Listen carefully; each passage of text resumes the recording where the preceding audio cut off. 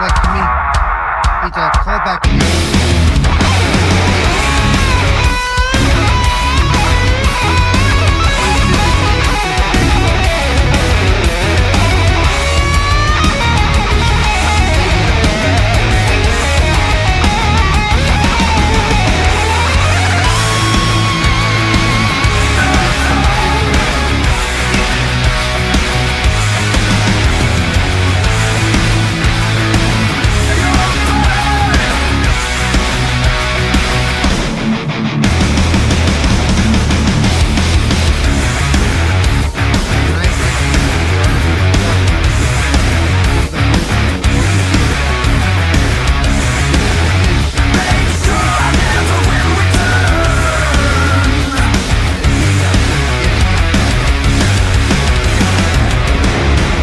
the ones where he held him up over him and he dropped him and he threw him down on his back.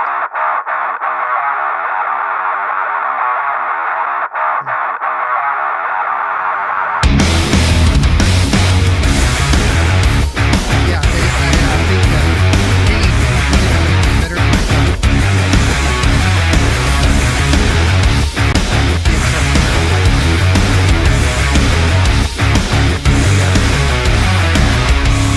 I'll tell you what, though, even though the lady did whatever,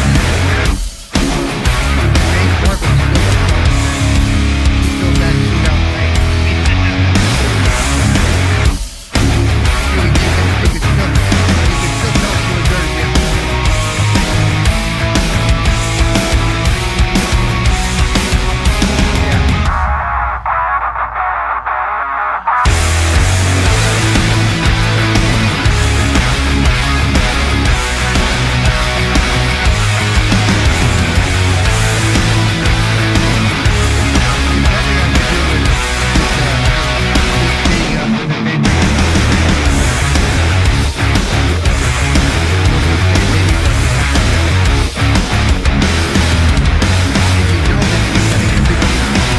Things over there is all like royalty, and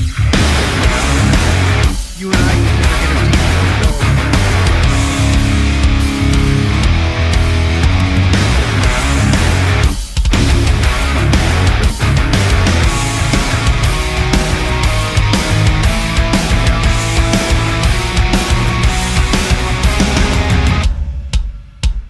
Well, that's kind of what they are.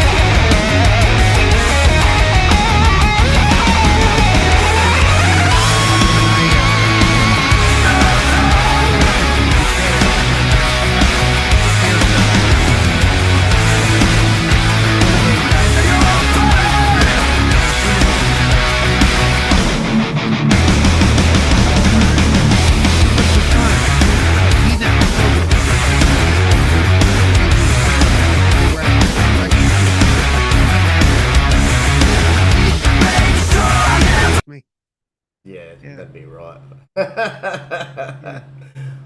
I just found it very interesting, you know. All right, here we go. Get started. Welcome, wrestling fans, to episode 30 of the Pop-Up Powerbomb podcast. I'm your host, the Moon Man. I got my partner in crime, the wheeling, dealing, kiss stealing, jet flying, son of a gun, known as the Cerebral One. He's gonna powerbomb your ass straight to hell. Paul, how you been, buddy? I've been doing pretty good. Just a heads up, I am gonna have to step away in a few minutes. I have food coming, and timing is everything. But we can. But yeah, doing pretty good. You know, been watching it. It's been like 3 weeks since we've been on, so yeah. Wait, Carlo, it's not going to be the pineapple and mustard or whatever the combination. You No, go with no, that. no. I can do the mustard. I can't do the pineapple. I can Yeah. do the mustard, but it's got to be the golden spicy mustard. So yeah. Yeah, yeah. Now, of course, we'll see the chat popping off. We've got the Rockin' One rocking out with us tonight. We got Rourke in the building. What's up, Rourke? Cooper's in the building as well. It's good to see you, brother. Harlow's stopping by. Always appreciate the man behind the scenes. Yeah, it's almost Carlo's bedtime, so we gotta. Oh, mate, yeah, he's got to hit. Head's got to hit the pillow. He's going to be down for the count. The referee's going to lift his arm up 3 times, and that's it. It's over. Yeah. But no, great to see everybody tonight, including the lurkers. Appreciate all the support and the love, and I hope you enjoy the ride with us tonight. First and foremost, I know I watched it yesterday. Paul was saying that he unfortunately didn't have a chance to catch it. When he does, it's going to be, again, another pay-per-view well worth to watch from a wrestling standpoint. So that real quick before you get started. So that's an honest question I have, because you and I both know that AEW has been kind of on the downhill slide the last few months. Yeah. So does this kind of help at least stall that a little bit? Yes. Yes. I do know they had one big return that I'm not going to name him yet, but I know he's back. Oh yeah. Yeah. There were actually 2 returns, right? Who else came back? I know of the one big one, but somebody mentioned that there was a second one as well that I don't know about. Oh, there was a couple of little returns from Yeah. injury. Like Jack Perry obviously showed up. Oh, did he? Oh, see, I didn't even know Jack showed up. Yeah, So that's, yeah. Juice Robinson made his return from injury. Okay, and- so again, so I got to ask before you get into the matches. Then, did they approach Jack's whole turn up his contract thing? Did they do any kind of story driven content? Yeah. They have, because since he's come back, he's done a few well, not just interviews, but promos where he's calling himself the scapegoat, which we knew was the tagline that he's been using. Yeah. And so, yeah, they have. They've been playing off that and turning it into a storyline. He's even taken some pot shots at Punk about the whole situation, which Tony's... Oh, they didn't mention Punk again last night, did they? No, he didn't last night. No, last night everybody thought he damn near killed Darby Allin, though, like run him over. But ooh, I want to watch that then. I definitely got to dig that up then. But yes, there was a big return. The big return, the crowd in Las Vegas nearly blew the roof off the MGM Grand. Was my guy, my favorite AEW superstar, MJF. And he came back with a bang, man. Looked badass. Came down really. I recognized the style of jacket, right? So he had it was like a leather jacket combined with a denim jacket, right? If you remember, Triple H used to wear that. Yep. In the day, I thought it was a little nod to Triple H, because I was like, hey, I recognize that jacket. That's a Triple H style jacket. But like, he came down, man, looks like $1 million. Definitely looks like he's been hitting the gym hard. And delivered a scathing but amazing promo, which you expect, including taking a shot where he said he don't need no New Japan or Vince McMahon to make MJF, because MJF made MJF. And that is so true. He has developed this character since he created it on the indie scene, and this has all been him. He's got full creative control of his character, and so everything you see, every promo that's delivered is all him. So very authentic, and came back and tended to hug Adam Cole before kicking him in the balls. Yeah, I did see that. That is on. They did post that online. I did see that. Yeah. Yeah, and it's great. It's great to see him back. The crowd ate it up. Even the way that the little intro video played where you see someone walking up the hallway of the house and then they enter the room. As soon as he enters the room, you see all the memorabilia, and then you're like, oh yeah, this is MJF, because he grabs the ring off a hand. You see the picture up there. You see his suit with his scarf on a dummy mannequin. And then his music obviously hits. He comes out. There was another unexpected too. I don't know if there's going to be more. I think it might have just been one off. But in Adam Copeland's match, lights went out, everything started going red, bit of blood started to drip on Malachi Black, and up from out of the ring pops Gangrel, bro. Gangrel showed up for Adam Copeland. That was interesting. He looks good too, man. Still moves like like a young guy. Performed his pattern of DDT beautifully, I might add, a couple of times before he copped it right in the face by a kick from Malachi Black. But no, it was cool to see him as well. But top to bottom, the card. This is one of their bigger pay-per-views, Double or Nothing. I think it's up there with All In and All Out. Right, and also the 5th anniversary, right? Yes.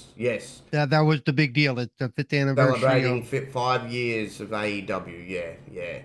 So, it was, I mean, it was a great pay-per-view, top to bottom. I mean, we always say this with AEW, the matchups are always generally fantastic. Yeah, the Brood, the lineups are the one thing he does really well. The lineups are the one thing he tends to do really well. Cooper in the chat. It's the storytelling. It's the storytelling where he drops it. Well, they got all. If you stick around a little bit, they've got the whole Brood there now. Cooper with Edge, Christian, and Gangrel. So reform it. Though really, you can't say Edge. Remember, that's not allowed. No, you can't say Edge there. But, so no, the matches were fantastic. You had.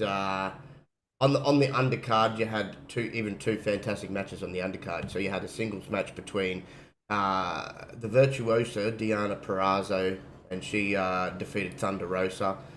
Good little match between the two females, showcased their skills. Then you also had a trios match where you had the Acclaim defeating Cage of Agony. It was what it was. I think it was just a nice little filler match before the main pay-per-view. They kicked the pay-per-view off with arguably, again, like anytime this guy's in the ring, he makes anybody look good and puts on a 5-star match. But these two guys really did the 5-star match, in my opinion. Will Ospreay, Roderick Strong for the AEW International Championship. They got given pretty much an almost 18 minutes. Man, they just went tooth and nail. Probably match of the night. Roderick Strong obviously lost his title. I had a feeling going in that Will Ospreay was going to win this. I thought, apart from MJF, if this company's going to be basically built around MJF and Will Ospreay, you've got to put a title on Ospreay, and you've got to keep him on a winning track. The guy's the best wrestler in the freaking world. I've said this numerous times. He is the best wrestler in the world. Bryan Danielson, I should say now. He'll tell you he's the best wrestler in the world. He can do it all, man. And he might not be the biggest guy in the ring, but damn, he's like Cesaro's strong, really. So, man, they put on a hell of a match. Hell of a match. Hey, Yobi, what's good, Yobi? So, it's interesting. It's interesting where they go here with Ospreay, because I'm curious to see. He's a part of the Don Callis family, but when that first got put together, they were a heel group. I'm so fucking confused on that group right now. If they're heels, because even the way Don Callis acted last night was more babyface. Even the way he spoke. And he's trying to recruit Orange Cassidy. I'm sitting there going, well, Orange Cassidy does not fit a heel group. And considering Trent just turned heel and turned on him, you wouldn't have Orange Cassidy Yeah. turn heel as well. So I have no idea of where the Don Callis family sit. Are they heels? Are they baby faces? Are they something in between? All I know I was is gonna say, could they be trying to tween it? If I can say that, they'd have to, because Ospreay, even since Ospreay's been a part of the group, Ospreay is a baby face. That's how he's being presented, because he is so fucking over. And if Orange Cassidy joins, he's another one that's so over, and he's a baby face. So you're gonna have two baby faces. I know Takeshita's a heel, right? And that's the way he's being presented. But then you got two baby faces. I was like, I'm just so fucking confused. Well, could they be setting them up for a split later down? Maybe. It's just weird to see Don Callis though go after a guy like Orange Cassidy, because he's sitting there telling everyone, oh, he fits the bill, he fits the mold for my family, my unit. I'm like, where in the hell does he actually fit in that stable? Because he doesn't. Like, Don Callis has got two very high caliber, guys that are more known for how serious wrestlers they are. Are you gonna have Mr. Jokester? Like, that doesn't fit. I'm like, I put it this way: Orange Cassidy would fit in that group as well as what Disco Inferno fitted in the NWO when he was a part of the NWO at the end. I'm sitting there going, that was odd. That was I'm like, just weird. Disco Inferno in the NWO. I said, what the hell is going? Yeah, it is weird, Cooper. It's so fucking weird, man.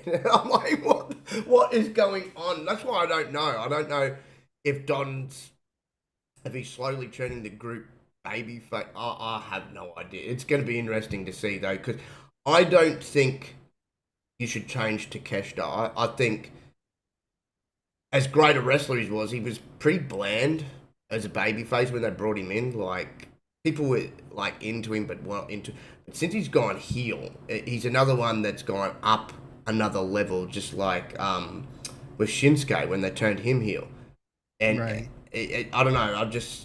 I'd love to see Takeshita stay that badass heel that they've got him playing at the moment. But well, remember, the one thing we don't trust with these guys is their storytelling. So this I know it's just so this back could go either. This could go. Yeah. This can either be very bad, or this could be something totally new and exciting. Yeah, who knows, man? As I said, with that group though, I'm just interested to see how it plays out, because right now I'm just so confused as to where they sit. I'm like, what? But you had a trios match following the Ospreay Roderick Strong match that unified the World Trios Championship. This was a pretty decent match, considering they didn't get a lot of time. And I know you're not a very big fan of the 6-man matches, but the Bang Bang Gang, and yeah, because they did the same thing at their WWE thing this weekend. Yeah, they never truly get the time that's needed for everybody to really showcase. But for a short period of time that they got, compared to other matches, they pulled it out. And the Bang Bang Gang obviously retained against Death Triangle, but it was a good little match. You had your high flying in there. You had your more strategic and tag team style, obviously with the Guns and Jay White as well. So it was good. It was what it was. Then of course that sort of just didn't take the crowd out of it. I have to say, I like it when you say, well, that's what it was. In other words, it was crap, but we're not going to go there. No, it wasn't crap. It was, as I said, it was what I expected it to be. It was a mid match, basically. Yeah, because you're right. When they do the 6-man stuff, it's hard to balance that out. It's hard to, Yeah, they should have. I agree, Cooper. Yeah. They should have, man. They should have gave Death. Oh, Death Triangle. Because since Puck's return, they've just had. It's like he's on a losing streak. I'm like, what are they doing with him? Like, I would be building him up, because he is a badass, like true badass, like, and he's got all the talent in the world. And he can talk on a microphone. Like, I wouldn't be doing what they're doing with. I don't know what Tony's doing with him, but if I was, usually when people come back on a return, And if your boss thinks you're some kind of something, which Tony really should with Park, um, you don't have him come back and lose. Like, I was gonna say either way, you don't have them come back lose no, because no, no. then they're just a jobber, and everybody thinks every time they step in the ring they're Yeah, gonna lose. yeah, Yeah, yeah, yeah. Cooper's like, you know. hot take, Ray Phoenix is better wrestler than Oz. Ray Phoenix, man, is... I don't know if I'd go that far, but what I will say, I would Okay, say real he quick, I is... gotta step away because my No, food's you're right. almost You here. go get So your food, brother. What I will say, I'll be right Cooper, back. is I think he has been for a little while now too. He is the best high flyer in the business today, without a shadow of a doubt. He is the best high flyer. He is just crazy good. Uh, and I'd actually say his brother's not too far behind him. Penta is right up there. Obviously, Penta's got a ground game as well, but they're both fantastic, man. They are, but they're probably the best that Mexico's has to offer right now. I would say, without a shadow of a doubt, and that's because I would say someone else was up there if you include their NXT run more so than their main event run. Santos for WWE, but since they brought him up to the main event, sorry, not main event, main roster, I don't like the way he's being presented. You know, I don't like the way he's being presented at all. The Santos from NXT was presented a lot better, and you know, he had that. It is interesting with Santos. He's like a mixture of Eddie and Alberto, like with personality wise. It's like if the two came together, kind of thing. And I like his style, but yeah, WWE has to do a lot better with him because again, he's a talented guy. But before Paul comes back, we'll keep running down the card here. We had a fantastic. Oh man, this. If there was a second, like a very close, another close match that was match of the night, I'm going to give it to these two women. The AEW Women's World Championship match. Tony Storm obviously retained, but my God, that could have gone either way. That could have gone either way. It was interesting because initially the crowd was with Serena, but then the crowd was just getting so behind Tony Storm, and even Serena Deeb during the match took a moment. She's looking around like, what the hell? You know, what's going on here? I'm the babyface. But that was a fantastic, fantastic match. You like Tony Storm with her character now bringing that sort of old-fashioned, real old school style of wrestling. Like I guess you could nearly say Mae Young and Moolah. You know, going back that far with the way she wrestles. And Serena Deeb, like, literally living up to the whole Professor moniker, because she is a student of the game. She can wrestle any style. I tell you what, she could wrestle a fucking mop and make the match look good. Serena Deeb, man, is probably one of the top females. She's been one of the top females for a long time. Very underrated, I believe. But she is a fantastic wrestler, and these two just left it all out there in the ring. It was an amazing women's match, and I haven't seen an amazing. I've seen good women's matches, but I haven't seen an amazing women's match for a little while now. And these two just brought out the best in each. I want to see another match between the two because it was that good. Of course, you had the Orange Cassidy and Trent Beretta singles match. It was another good match. I won't say it was crap, but again, like the 6-man match, it was what it was. It did its job, especially in the storytelling. Trent looking dejected at the end, and sort of giving off the impression, obviously, it's probably more for the storyline purpose. I'm done. I'm gone. I couldn't beat Orange Cassidy, so I'm done with wrestling, kind of thing. So, um, I'm more interested in two things coming out of this match. The character development now of Trent Beretta with his new heel persona. They really need to make sure they stay on top of that and do something with it and not just let it go to the wayside. Because something new for him. He's been a babyface for freaking, and I'm talking even on the indie scene in New Japan for like well over a decade, especially with in his tag team with Chuck. So now this is something new, and I want to see more of it. And then the other thing I'm interested to see coming out of this match is where Orange Cassidy goes from here. Is he hooking up with Don Callis? That's a weird combination if it happens. Yeah. Yeah, they did, man. As I said, it wasn't a crap match by any stretch of the match. It was good. You had two great wrestlers in there that both can wrestle really, really well. But it's just, yeah. Then they picked it back up again. It's kind of like a roller coaster, like bring you down, bring you back up again. This pay per view. Jericho defeating Hook and Shibata in the three-way FTW rules match. Nice little match, I thought.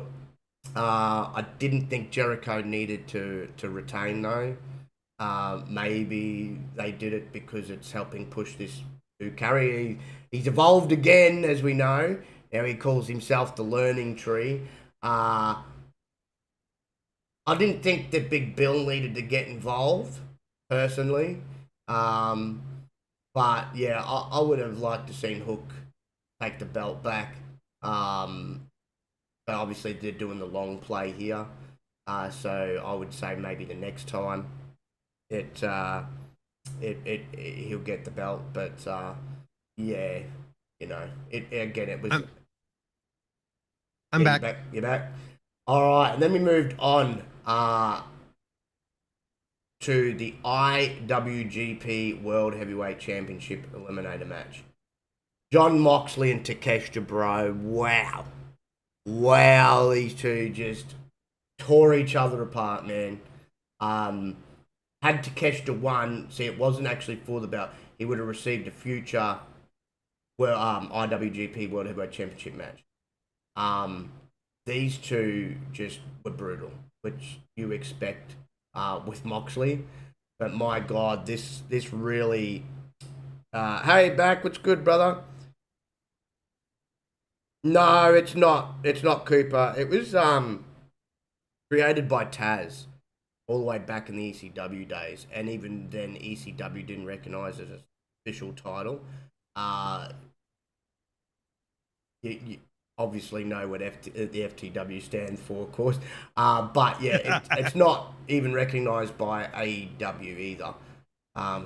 It's a proper title that was made, like all those other titles. It's just not recognized.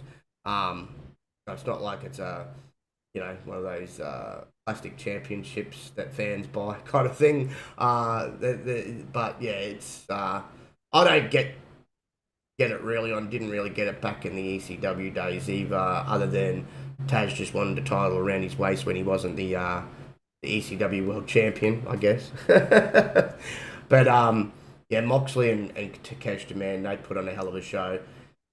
Then we got to the Adam Copeland defeating Malachi Black. That was a hell of a match.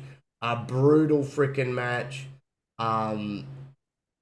And as we know, the stipulation was, had Copeland lost, he would have bent the knee and joined the House of Black, which I just knew wasn't going to happen.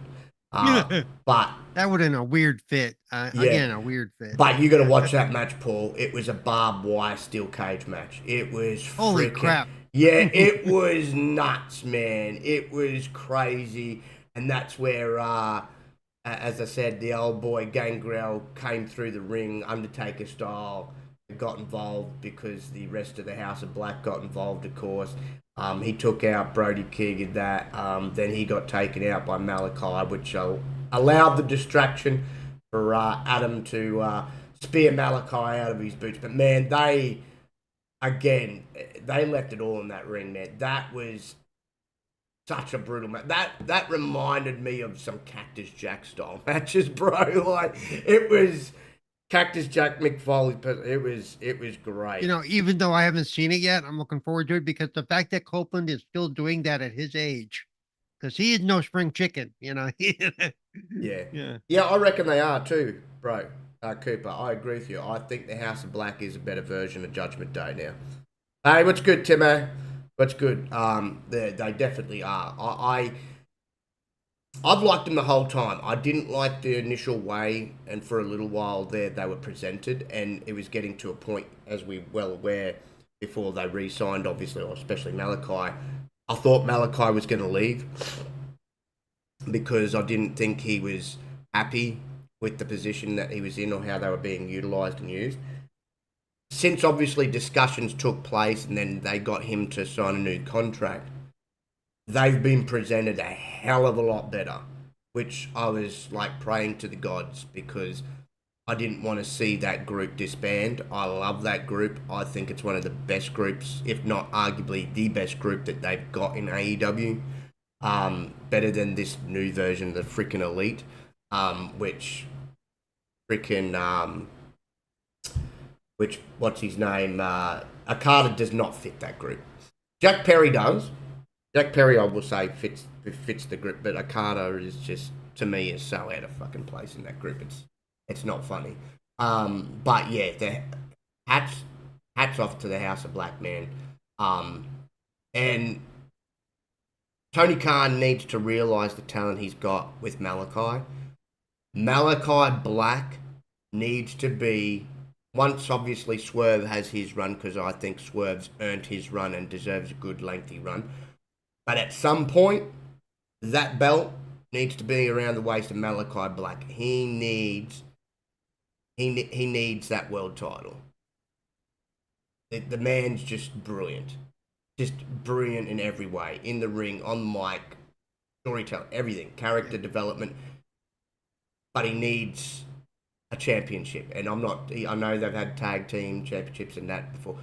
But I'm talking a world champ. He's a world champion caliber wrestler.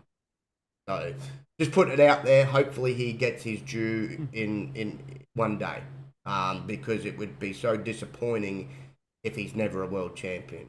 He'll join one of those lists like this is one of the best wrestlers in the world to never win a world championship. Yes.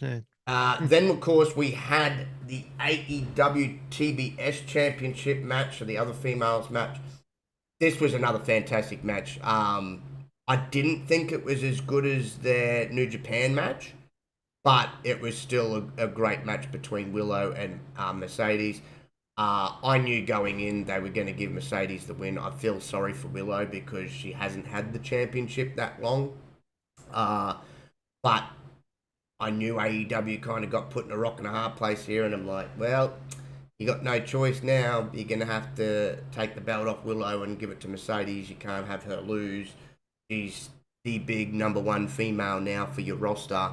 That's, you're trying to get eyes on the product, so you had to have her win. Interesting thing happened after the match, which I did and I didn't see coming. It was like 50-50 on it. I've been sort of going back and forth that a turn was coming soon. I just thought it might have just been Stokely finally cracking and turning because we're so used to Stokely being a heel. But Chris Statlander turned heel. First time ever. And brutally dismembered Willow, in my opinion. Just kicked the crap out of her. So that's going to lead, obviously, to a nice little feud to get Statlander over as a heel now. She's paired with the right person to get the heat. And it's going to be interesting. I can't wait to see this darker side of her because we're so used to seeing beep, bop, beep, alien, baby face Right. happy-go-lucky version of Chris Statlander. Uh, so I'm hoping this turn is similar to the turn they did with Bailey, right? Nobody thought initially the whole heel turn with Bailey when she first turned was going to work. It was needed, definitely needed, but Well, no to get one away knew. from the huggy Yeah, crap, yeah, yeah. yeah, right. No one knew if it was going to work. Even on the independent scene, she was happy-go-lucky babyface, right? Right, right. And so that's all anybody's seen. So it was like, is it going to work? And boy, did it work. And it's I gotta say though, I do like her, even though it's not AEW, I do like her turn back as a baby face now.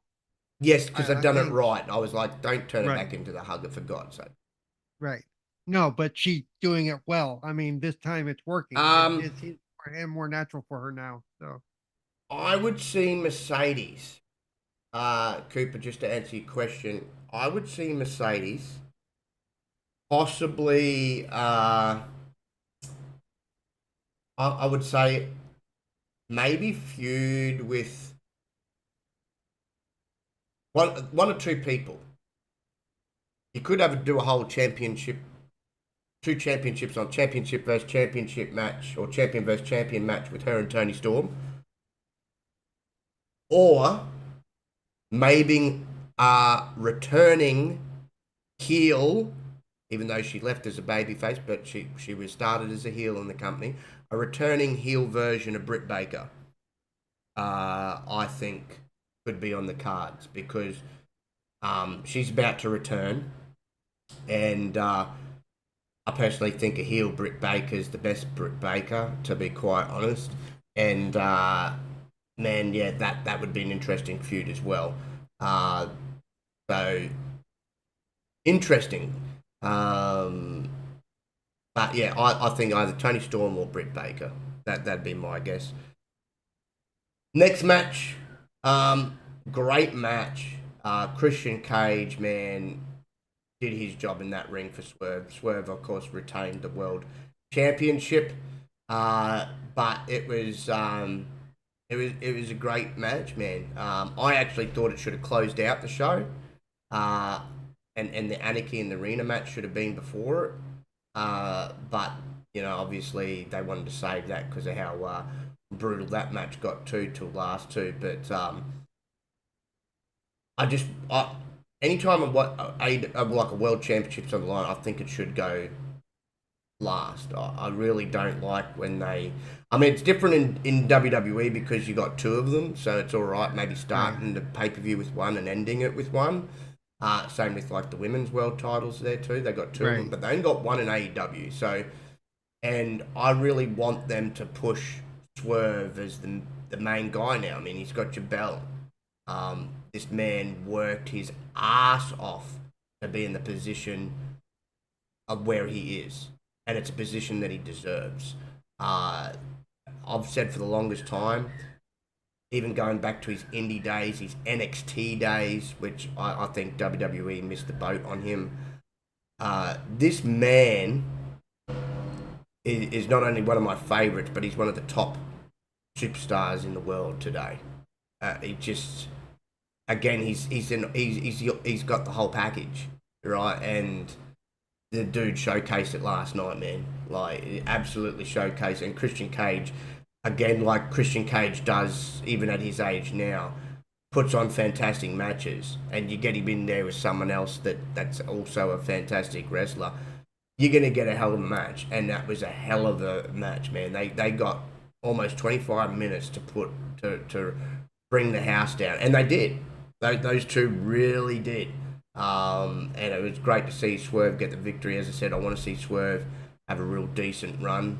And it'll be interesting to see of who it will be that dethrones him. If I was going to pick someone because I want Swerve to really have a decent run, Osprey. I think it needs to be a special kind of person to dethrone Swerve. Yeah. Well, and I was And going to mention that earlier because you mentioned Osprey earlier at the beginning, yeah, and I think what Tony needs to do is start highlighting some of his younger guys. yes, Those older yeah. guys aren't going to be there forever. It's No, no. So Osprey, by having Osprey defeat him, it takes Yeah. absolutely nothing away from Swerve and nothing away Right. from you, because you're getting an A plus caliber wrestler taking on an A Yeah. plus caliber wrestler, and one's got to win, one's got to lose. Simple as that. Uh, Right. so that that's what I want, because I don't want it to really to be anybody else. And as much as even I love MJ, I don't want to be MJF. MJF doesn't need the belt again anytime soon. Um, he had a fantastic run. He's going to get another go around eventually too. But Right. um, the reason why I need it to be Osprey is anybody else, it just make it feel less, and it might take away from Swerve being as great as what Swerve is, and so I'd need it to be someone like that, if Brian Danielson was younger, he'd be another name. I'd say, you have him beat him, nobody loses there, so it needs to just be a high caliber guy, and Osprey's that guy. Then, of course, to finish it out with a brutal, brutal, brutal match in Anakin the Arena with the Elite, which is the Jacksons, Okada and Jack Perry, taking on Danielson, Darby Allin, Cash Wheeler, and Dax Harwood. Of course, representing Team AEW, the Elite one. But man, they brutal. Man. I don't know how the hell Darby Allin's alive with the stuff that he does and the stuff that he put himself through last night, man. From the stuff that happened backstage to where they hog-tied him in the ring and raised him up in the air. He was hanging upside down for a long time, like the blood rushing to his head, man. I don't know how he didn't pass out. I don't know how he didn't pass out, man. He was hanging upside down in the middle of the ring for ages. They were just taking their turns on him. Danielson let out the most brutal side of Danielson, as I expected in this match. I was a bit worried for him. I think a few people are a bit worried for him, obviously because of his neck injuries in a match like this. But there was only one time one move I would kind of at him, but I think Darby Allin's sorry today because he got messed up, man. Like that, I'm telling you, I think he was just to be a rag doll. That wow, like the stuff that he's putting through. I don't even think Mick Foley's put shit to Darby Allin, and that's saying a lot because Mick Foley. I'm gonna say Mick Foley put his body through so much hell. Oh, he Hey, did. Koopa, thanks for joining us for a while you could tonight. Have a good night. Yeah, you have a good night, Grace. Have a great night. And appreciate you stopping by, Cooper. Like I know Mick lost teeth and Mick lost an ear, but and Mick did put his body through some stuff. But Darby Allin, the big difference is there's nothing of Darby Allin. Mick Foley at least had some meat on him to take a lot of that punishment. Darby Allin's as skinny can freaking be, man. He'd hide behind a lamppost, I'm telling you. There's no, he would feel absolutely everything, man. And I never thought in a million years I'd say someone was wilder than Mick Foley, but this guy takes a freaking cake, bro. Well, the question may become how long can he do it compared to Mick Foley? Remember, Mick, I mean, Mick was a bigger build guy, and so right, he had a bit of cushion there, I'll say, right? And Darby doesn't. So I don't know how Darby is still in one piece, but man, like, if you get a chance to watch that match from last night, that was brutal. Remember man. that cushion has its minuses too, because I mean, there's a lot more weight for him to move around as well. Yes, yes. I mean, it probably was very beneficial when Undertaker chokeslammed him twice in their match. Yeah. But no, as again, great pay per view by AEW. And now they just need to get their act together and their week to week crap. Yeah, and their storytelling. Yeah, exactly. Yeah. But no, some good stories, if they stay on top of things, should come out of this pay per view, and they need to keep that momentum. This pay per view really helps build momentum for them again, I think. Um, they need to not lose that momentum and just do nothing. They need to capitalize on it because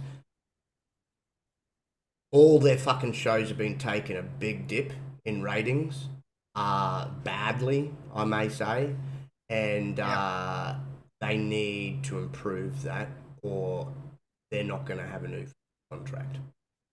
Well, and like we've been saying, they need to stop worrying about WWE. Yes, You know, they need that's a to big stop. part of it. Yeah, they do. I mean, granted, I loved the whole um, adding the Vince McMahon part and MJ. It just fit, it just fit with what he was saying Right. at that point. That wasn't a shot at WWE though. It was just a shot at Vince. Like, I don't need you, Vince McMahon, to make me. I can make myself on my Right. own. Um, and in reality, there's others that have done that. Drew McIntyre didn't need Vince Yeah. McMahon. Drew McIntyre, right, went out and became the Drew McIntyre that you see now. That was all him. Cody didn't need Vince McMahon. Cody was a nothing going nowhere when he was with WWE. Right. He went out and made what he is now, the American Nightmare. Yep. And you know, because he did what he Self-made. had to do, and because of Cody, you have your 5-year anniversary of AEW. Yes. That was Yes. Cody. I mean, that was, and it was others too, but Cody was a big driving force behind all Well, that. I will say the biggest two that you can attribute to that, um, besides Tony Khan's obviously money, Right. is Cody Rhodes and the man that's kept Cody's idea and everything going forward and really done a lot behind the scenes, and that's Kenny Omega. Yeah. Those two, without a shadow of a doubt, AEW wouldn't be where it is, or even still going without them two. Cody got it started. I, Kenny's carried it on. Of course, Kenny does a lot, even because he can't wrestle right now. He just had a big right. major surgery and that. But Kenny got the video game out there. That was all Kenny, Right. which they needed. Kenny's done a lot for the younger talent. He's the one who's pushed for the guys like MJF and Osprey and some of the younger females to go out there as well. Now he does a lot, Kenny. So, and I think Cody from afar would appreciate that Kenny is, you know, keeping things going and doing the best and the most that he can to make sure, AEW stays I think afloat. behind the scenes he is. If you really watch their tweets and stuff, and even between Cody and his brother, I think they're still, it's not like they don't talk to each other. It's like, you know, I'm sure Cody Yeah, got the congratulations phone calls and made yeah. some himself this The weekend. Bucks, Yeah. the Bucks as well were Yeah. involved too. Yeah. That's right, Yobi. Yeah, but the Bucks are becoming part of the problem now. So, Yeah, eh. there's a love-hate relationship backstage with them. Some people get along with them, some don't. It's been Right. that way for years. It was that way when they were all the way back in TNA. It was that way in Japan. Some people they rub the wrong way. Some people get along with them. And I've said the whole time, it's funny Yeah. that Kenny and them are so close because they are completely the opposite of Kenny Omega from a personality standpoint. Like, The feeling I get from the Bucks, and I could be way off, but the feeling I get is they get this "Do you know who we are?" attitude, and you just kind of want to slap it off their face, yeah, and they're great. As I said, their in ring ability is great. It's second to none. Right. Yeah. But as a lot of people say, they just do the flippy floppy stuff. That's Right. all they've been known for. The big high spots. They are essentially, and they have had this comparison, and it's hard not to compare them. One, because they're brothers. Two, they kind of do look like they could be Hardys. They are the new version of the Hardys. They have been the new version of the Hardys for a while now. But yeah, they're great in the ring. They have a little bit of arrogance about them that rubs people the wrong way. That's why I said I don't understand how Kenny and them are so close, because Kenny is the and Yobi will Right. definitely agree with me on Kenny. Kenny is one of the most humble guys in the business. That world title reign that he had in AEW, he didn't even want it. He was like Cody, he didn't want it. He goes, I've been an IWGP world champion. I've been I want to help put the younger guys out. I want to do fantastic matches. He was at a point, and he is at a point like Danielson.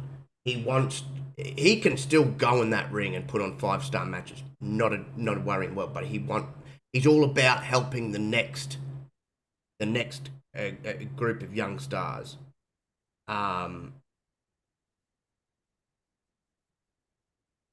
Yeah. Yeah. Yeah, exactly. Yeah, exactly, Yobi. They're too arrogant. That's the problem. I kind of wish Kenny rubbed off him a little bit more and kept him humble. Maybe he Well, could. if it's like But some wrestlers, they won't lose the arrogance until they're older and toward the end of their careers and realizing, well, the well, funny one, thing is yeah, they. I mean, they're not going to obviously end their career tomorrow, but right, they are getting up there in age themselves. right, They're hitting their 40s soon. yeah, But yeah, Kenny is, as I said, the most humble guy that you'll come across, and he just wants to see AEW do well. He wants to see and help the next crop of talent. Then the up and coming talent. That's yep, why he yep, put over MJF when he put over MJF, and that's why he's helped a lot of the younger crew get signed or get showcased. That's been a lot of his push, and it's good that Tony Khan listens to him at least of who to bring in or who to push, like especially when it right. pertains to Osprey. He told Tony, he goes, you got to sign Osprey. I've wrestled, been in the ring with the kid, and he is a kid compared to Kenny, really.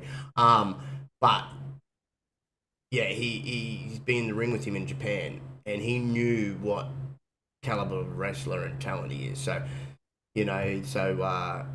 yeah, MJF, who else? Darby Allin, like all these guys. This is all Kenny, mostly Kenny. There'll probably a few other people, Sting and a few others in there too, but Kenny, man, is the driving force. Put it this way, Kenny Omega, in my opinion, now that Cody's not there, Kenny Omega is the heart and soul of AEW. Without a shadow of a doubt, Kenny Omega is the heart and soul of AEW. If Kenny ever leaves, I would be seriously run. Then I would really be. I mean, I'm worried enough as it is, but I would seriously be worried about AEW if he left, because without his influence and input, Right. they really would be directionless. So, shout out to Kenny Omega, the Omega Man. But let's get into a few other topics here before we get, and we'll leave the King and the Queen of the Ring last. Oh, Um, sure, fine. No, no. no, because we're going to talk about heels. There's a little bit more news on heels and Netflix. We've got a couple of contracts coming up. One that's coming up that's interesting that had no deals being done. But before we do that, before we totally move away from AEW, so NXT star has come out and mocked MJF's new tattoo that was revealed at the AEW Double or Nothing pay-per-view. I have a feeling MJF, unless he's going to stay with AEW his whole career, is going to regret it, because he got a tattoo with AEW on one of the Double or Nothing coins on his back of his right leg, I believe it is. A lot of people were sort of giggling and laughing at it, saying it looked like it had been done in permanent. Oh, But nonetheless, I don't know if I would have got AEW on there just in case you end up in WWE one day. But if it's he, in a place where they can cover it up, though, I mean, well, it can. His boot would cover that. right. Yeah, his boot would cover that. But he made his dramatic return, and he sent shockwaves through the whole landscape because he declared his huge commitment tattoo.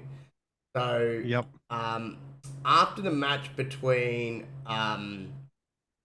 and that was after the match of Ospreay and Roderick Strong. So following that, as I said, to everyone's surprise, he showed off a tattoo, revealing a new tattoo featuring the words "Bet on yourself," which that was fine. Bet on yourself, okay, cool. Banner and an AEW branded poker chip. It's a poker. He could have kept the poker chip. I just don't know about the AEW, but anyway, NXT's Idris Enofi, who once trolled fans with a fake WWE tattoo, took to his ex to fire shots at MJF's tattoo that symbolised his commitment to AEW in the long run to come. He just turned around and goes, "Mine looked better." Because he, in his Twitter post, showed off the WWE logo tattoo that he'd done on his chest. But obviously it was fake. But it was interesting that he took a jab because Idris probably never will be on the level of the devil, as MJF likes to refer. I was like, dude, why are you taking a shot at like? Well, I could understand someone taking a shot at him, like, dude, you might regret that. But in saying that, as we're all well aware, there is plenty of people in the world that's got tattoos that regret it and then go get them covered up with something else. You can't even know, for example, you can't even see or notice anymore the Rock's Brahma Bull tattoo. Right. Because he's got his whole fucking arm done now. So you can't even see that. So it, again, if he ever leaves AEW, I mean, and as I said, it's in a spot that can be covered up. But it goes back to what's his name? Rhodes, the old man, Dusty. Dusty told his boys, "Don't ever get a tattoo," and that's part of why. Then fucking Cody goes, fuck.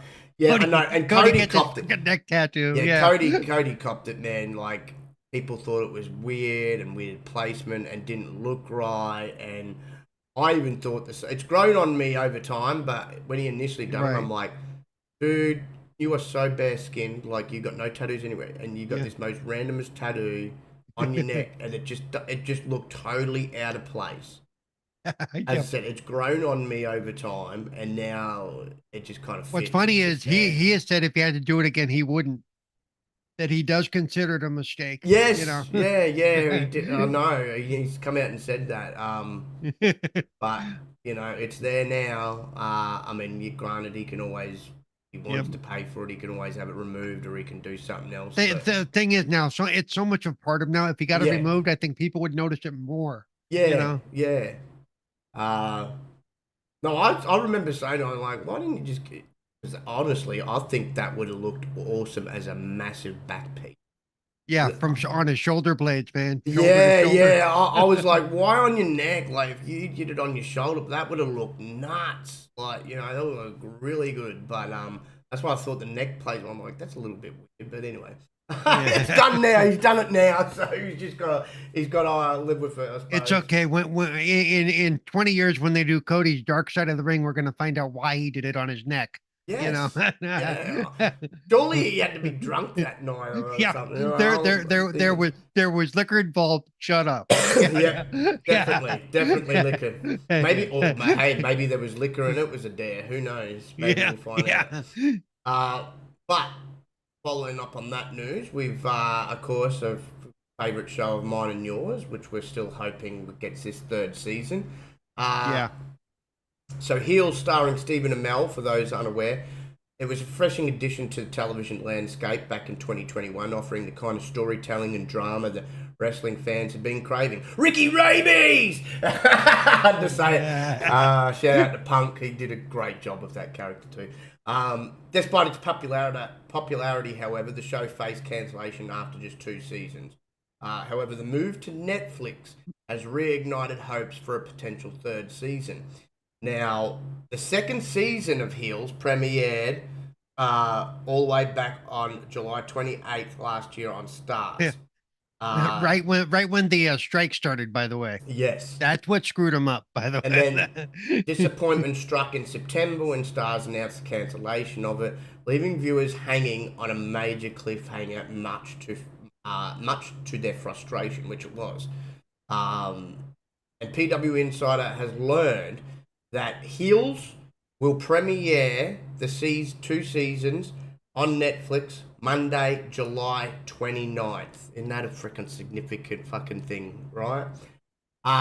It was added that Netflix has licensed the first two seasons of Heels, and they've stated if viewership is strong, it could potentially open the doors for them to work with Stephen Amell and crew for a third season of the series. Uh, I really hope it does good numbers. Being on Netflix compared to Stars, I think it's in a better spot to get more eyes on it. Because every man, dog, baby, woman, and mama out there's got Netflix or had Netflix. So I think this will help, and so this should help get it a third because it needs a. If anything, if they're just going to do once, like say, right, we've got this and we'll do a third season so we can finish the story. That's all that we can really ask for. Yep. Because you don't want to see a show that's as good as what it was and the writing was great and the acting was great just be left on a cliff. I hate when shows that happens to shows and it's an open ended and clearly for this show that wasn't meant to be the case. They obviously have an end game in mind, Right. So if they can do that with one more season, great. If they need two, then make it 4 seasons and do another 2. Yep. I really think it is the timing of the strike in their season that kind of screwed them up. Yeah, I really do. Yeah, exactly. And as I said, but now it hopefully gets a second chance because this same situation, but obviously it wasn't on Stars, it was with YouTube before it went to Netflix. There was a very similar situation that happened with Cobra Kai in the early days. Yep. And we didn't know if that was going to continue, and Netflix picked it up, and going to Netflix helped it because the viewership just skyrocketed, obviously, because more people had Netflix than paying for the YouTube Red, So you know what really could help this, by the way. Remember that WWE is going to Netflix next year. Mm-hmm. And they've had a lot to do with Stephen Amell in the past, but apart from that, they've got they've got Punk, who's one of the actors on there. So Punk could really help, push it and market it and advertise it. So fingers crossed, man. Fingers crossed, because I would at least love to see a third season if they can do that. And if that's all they need to wrap it up, that'd be appreciated, because I know a wrestling show like that you could only probably get away with doing, I would say, probably 4 seasons. Having just watched the Iron Claw, I can see where they got some of the story for Heels. Yes, yeah, exactly. So with a wrestling show like soap show like this. Yeah, you could only get about 4 seasons, and maybe 5 if you're lucky. It's in the similar vein as which I loved. I think they got 4 seasons out of WoW. Right.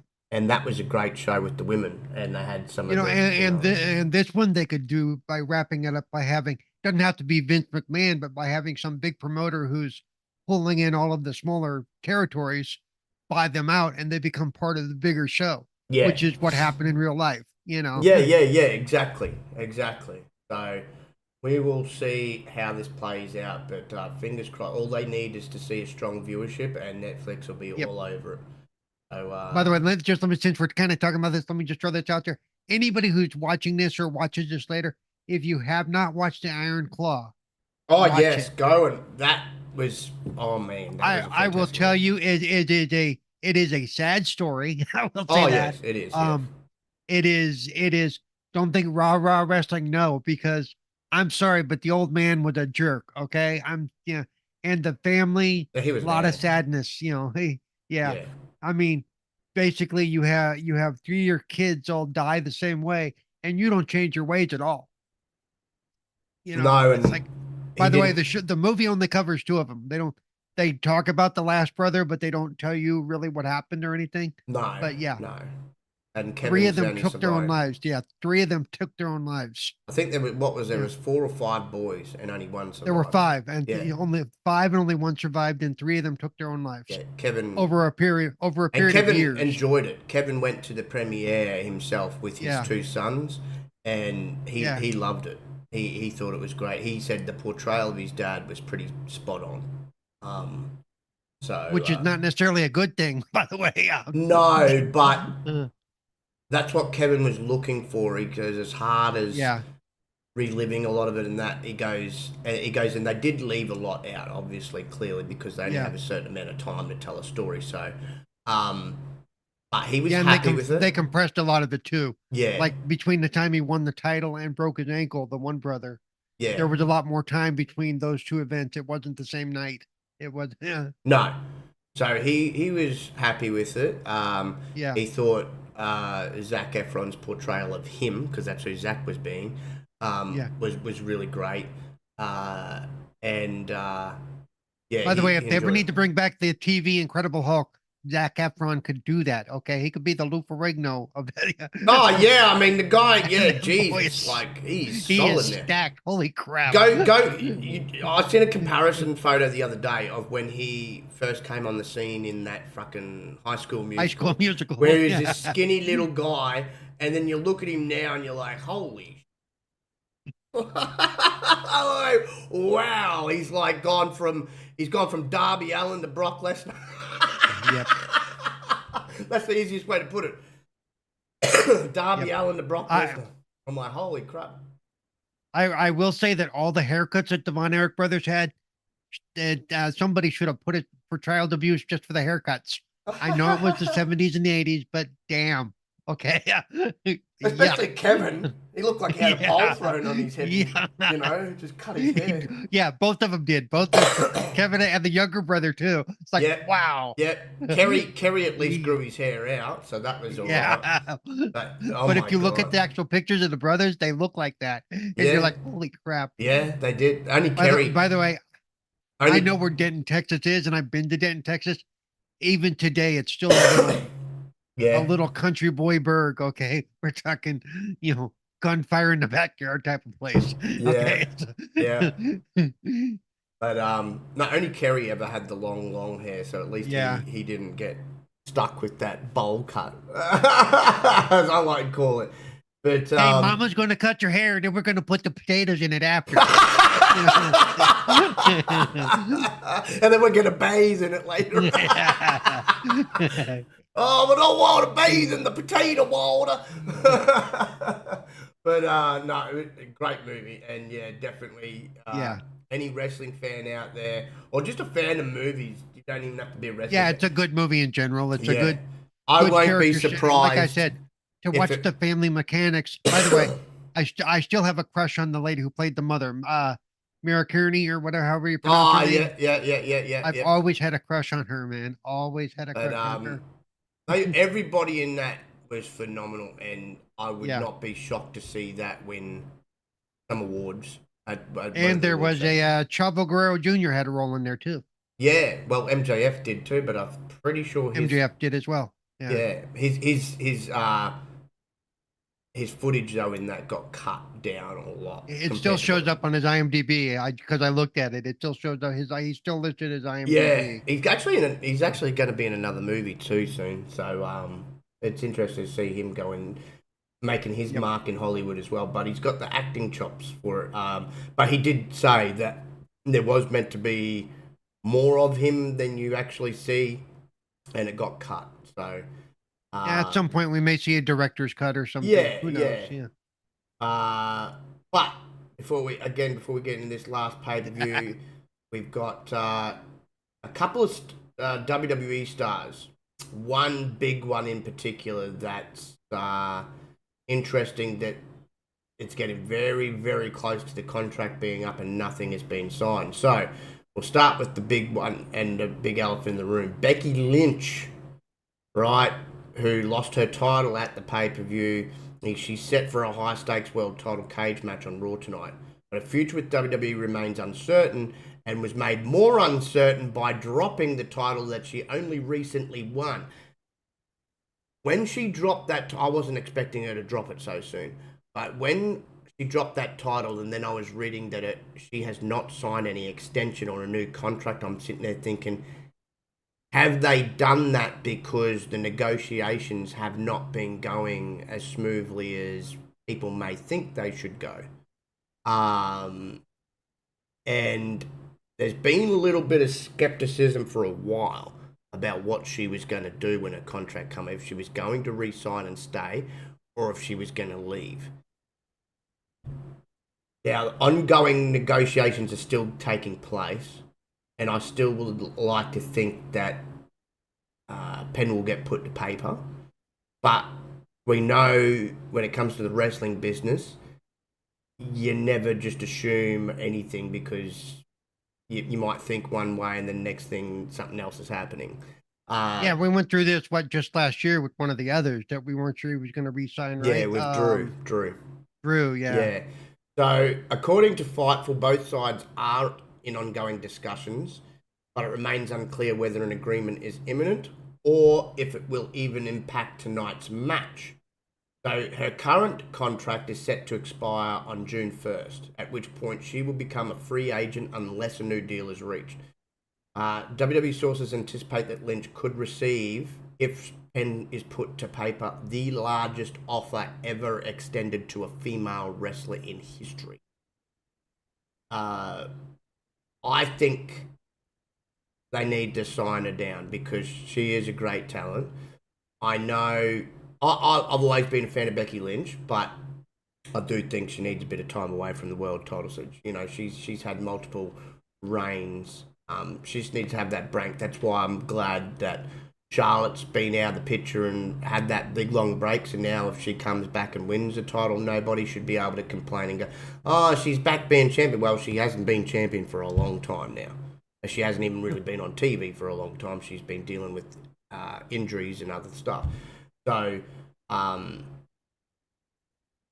think if anything, Becky may, if she signs, it might be a thing of, look, I want some time away before this new contract kicks in. Because she's earned that.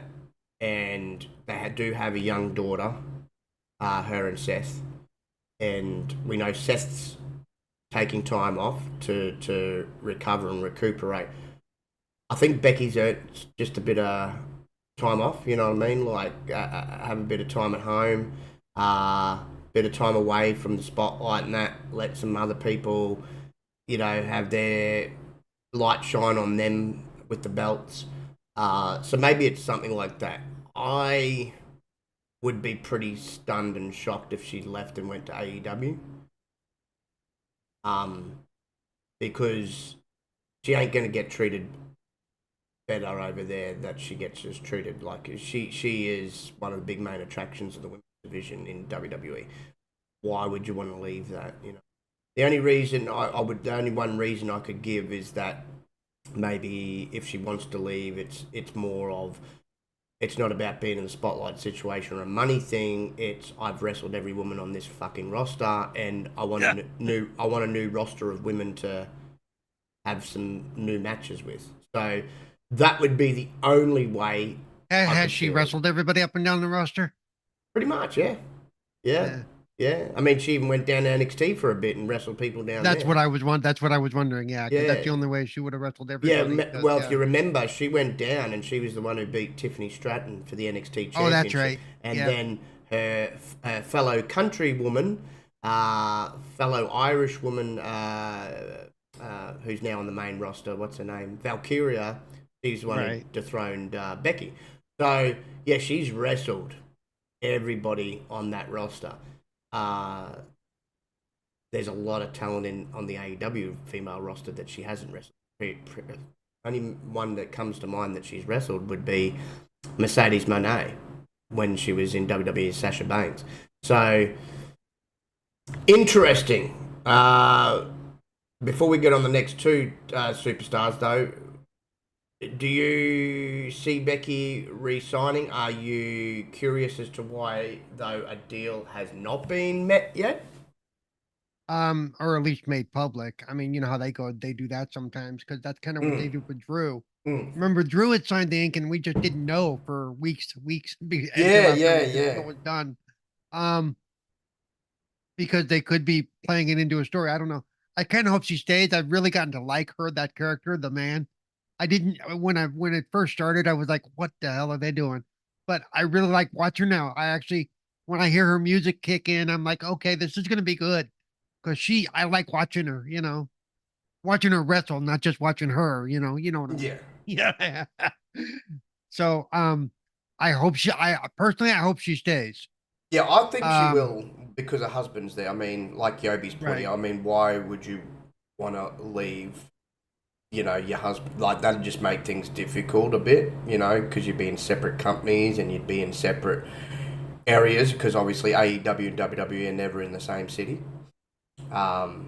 Or it's very, very rare if they are. But I'm with you. I hope she resigns because she's got it made in WWE. I mean, why would you want to leave that? Yeah. As I said, besides maybe some dream matches that she wants out with people outside, that's the only thing. But yeah, I wouldn't. But where's she gonna go? Would AEW take her? And if they did, what could they do with her? Or would she Well, be happy with AEW would them? definitely, no doubt, take her. They'd no doubt Yeah. take her. But whether they could present her in the same fashion that WWE does, yeah, I don't think Yeah. so. They would drop the ball there. And whilst she would have some great matches, once she's had those great matches, what is there for you to do in that company, really? Yeah. And that's the thing too, is she would be a great name draw initially, but you have to keep her story going, type of thing. Um, I think she would be partially name draw because I would be interested to go over and see what she does over there. But like you said, after a few matches and she's done, yeah, then what? Then what are they gonna do? So Yeah, but that's also gonna become true of WWE too. What do they yeah. do with her now? Well, that's why I agree with Yogi. Maybe she doesn't re-sign straight away and she goes home, spends some time with the child and that. Yeah, I mean, as I said, brother, she's earned it. She's been a workhorse for that division. She's helped put others on the map. Uh, Yep. maybe after tonight, because obviously they've given the belt to Liv. Unless a shock happens and Liv drops it straight away back to Becky, which I can't see. Well, we say that, but they did that with Cody and what's his name? That one, Yeah, I last know. They year. do. Yeah, yeah, They yeah, literally yeah, went from pay per view to the next Tuesday, and they dropped the belt. yeah. Like, what just happened? What the Yeah. hell? They had it for a day. Yeah. I know. I know. Off topic. I see what you see there. Say they're back. Yeah. In Fortnite. Yeah. Those power gloves of the new season are really good. You're pounding people into the ground. But yeah, you're I not hate them. wrong. I hate them. They're You're not. overpowered. They are seriously overpowered. Well, put it this way. They're as touchy when you're going up in the air with them as what the lightning bolt was in the last season, where you gotta Right. be careful with your movement on the stick because you've got to make sure you aim it up right. I missed the bloody chain of Hades and the water bending. But what you're not wrong about at all, back, no, since this new season, which is sort of based around Furiosa and Mad Max, right? Everybody's being, excuse the language, but everybody's being a little bitch. They're staying in the car and they're gunning you down and running you over, man. Yeah. And Yep. nobody is fighting on, like, running around anymore. It's just all done in the car. Which, I mean, okay, I get it because you're going for the whole Mad Max thing, but they don't just fight in the cars. I mean, yes, a lot of the things fight in the cars, but like, oh man, like once if you're in the car and then your car gets blown up and there's a couple, you're done, bro. Like, although last night I won because luckily I had the fists. And this guy thought he was a smart ass and he got caught on two trees. I just pounded his ass and the car blew up and he blew up in the car. So I was like, yeah, take that. But no, everybody's driving around in cars. No one's fighting. Like, No, and with my play style or lack thereof, that's not good for me. no, I and spawn and I get ran over. I spawn, I get ran. I'm and the like, bad this thing isn't fun. is, doing it in the cars is great if you're in duos because you'll have someone manning the gun while you can drive. So Right. when me and Trin play, it's fucking awesome. But when you're trying to do that in solos by yourself and you have to stop your car to then change over to the fucking gun, oh Yeah. man, you can get messed up, bro. Like you can mess people up, but you can get messed up because you be focused on one and then you're getting shot from behind, from the left. And, oh man, it's so full on.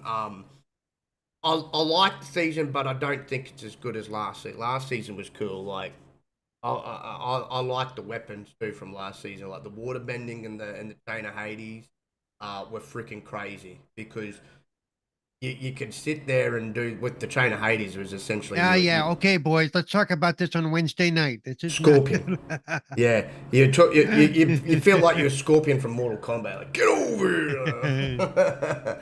But no, back on topic. You know what? Fortnite should do a fucking wrestling themed fucking scene. Now that would be cool. Then everybody would have to get out of their cars because you'd have to pile drive and powerbomb everybody. That'd be freaking nuts. Right. Yeah. But the contractual situation with numerous stars coming up now, another two that's interesting, and these two I can't say for sure will be resolved. So Natalia's contract is set to expire very soon, and she's decided she doesn't know what she wants to do right now and is weighing other opportunities before she makes a decision. So she may leave. I mean, she's essentially done everything that she could do in that company, and Right. now they basically just use her as a wrestling school teacher, essentially. The other name is Raw star now that he's off of NXT, Dijak. So Fightful found out that his contract is set to expire in just over a month. Now, while his contract expiry is coming close, he is planned to be part of this week's main event show, which is not much really to talk about. And he was only just... Well, and that's the thing is they haven't used him that much since he's been, No. So I have a feeling he might be future endeavored. He might be one that doesn't get re-signed because when they brought him up the last time and they put that stupid freaking mask on him and everything, it was just crap. I liked the whole Dijak. Then he went back down to NXT and rebuilt himself again and got over. I personally would not have moved him from NXT. That's just my personal. He seems to get lost in the shuffle. This is the second time he's been brought up, and they've done nothing with him on the main roster. On NXT, though, both stints in NXT, he's nearly a main event player in NXT. Right. Both times. So I would have kept him down there personally. I think he should have been just a permanent fixture in NXT. And if he didn't like that, well, he could go elsewhere. But he was getting over. He was having great matches. He was getting showcased. So if we talked about it before. The main roster is so top heavy that it's easy to get lost in there unless you're really, really a standout. There's only so many people they can feature between the two main shows every week. Yeah, exactly, Yowie. I totally agree. But we know she was there for the whole Vince McMahon era thing and his love-hate relationship with the Heart. So, yeah, stamp her legacy outside. I think she should. I think she should leave. I don't know, go to AEW or TNA or Japan. Go do Owen. Go be like her uncle and go to Japan. Make a big name for herself over there while she's still got some years left on the old wheel. So it'll be interesting to see what she decides to do. But they're not, as I said, they're not really doing much with her now outside of getting her to be a teacher. That's for these And young. you know what, though, in the end, there's really nothing wrong with just being a teacher too if she enjoys it, No, if whatever. she But enjoys it, but I still think she's got a lot left in the old gas tank. right, So, and Yobi's right. I know she's had a couple of runs as world champion, women's world champ, but she should have had a lot more. Um, Talented, very underrated, and maybe a Japanese stint is needed. yeah. I would if I was her. She'd fit really well over there. But When's the last time she was featured? It's been a few years, hasn't it? yeah. I Literally. mean, she's been down and she's on the odd occasion in a match on the main roster, but she's mainly been down in NXT helping this Right, younger girl out because they've been in a feud with Shayna Baszler and right. Lola Vice. So yeah, I reckon. I probably wouldn't suggest go to AEW for it, but I'd go to Japan. Um, Her uncle made it big in Japan, was a big thing. I think she could make it big in the women's division in Japan. Um, Go to Stardom, wherever over there, and finish your career out there. That'd be my advice for her. But she might have other plans. Who knows? We don't know. She might want to do her own wrestling skills. She might want to go in a movie. I don't know. I don't know what she wants to do. So we'll see. Yeah, same with Tamina. Yeah, Jimmy Snooker's daughter. Yeah, I think she has quietly retired. Um, they never really used her properly, man. Like, she was awesome initially when she got brought in with the Usos, if you remember, Yobi. And I thought her career was going to take off from there, and she'd get some world title runs with the women's world titles and that. Just never materialised. And then after she split with the Usos, that was it. You seen her get it brought in every now and then she was like second or third fiddle in a group or in a team or whatever, and yeah, I don't know. They just never ever really done anything with Tamina. She should have left years ago and did something with another company outside, but yeah, it's sad what happened with her and her treatment as well. But moving right along I to was gonna say, I know with some of them it's hard to leave because they have that family legacy, so they feel like they yeah, have a loyalty to the brand type of thing. and I'm wondering if the whole murder allegations around Jimmy had something with keeping her Yeah. down. I don't know. I mean, it came out in the end, I'm pretty sure, if I'm not mistaken, so correct me if I'm wrong, Yobi, it came out in the end that he didn't actually murder anyone, but the allegations were around for a bit there, and maybe she, it was just flack from that Yeah. they didn't want to do anything with her, Holy shit. which is I'm sorry. sad. Which I have is Monday's thing on, and I just saw something that, no, wow. you're right. Which is sad because that was shit to do with her dad. That had nothing to do with her. So Yeah. I hate situations like that when that happens and the kid ends up paying for the Yeah. parents' indiscretions or whatever. But it happens, unfortunately.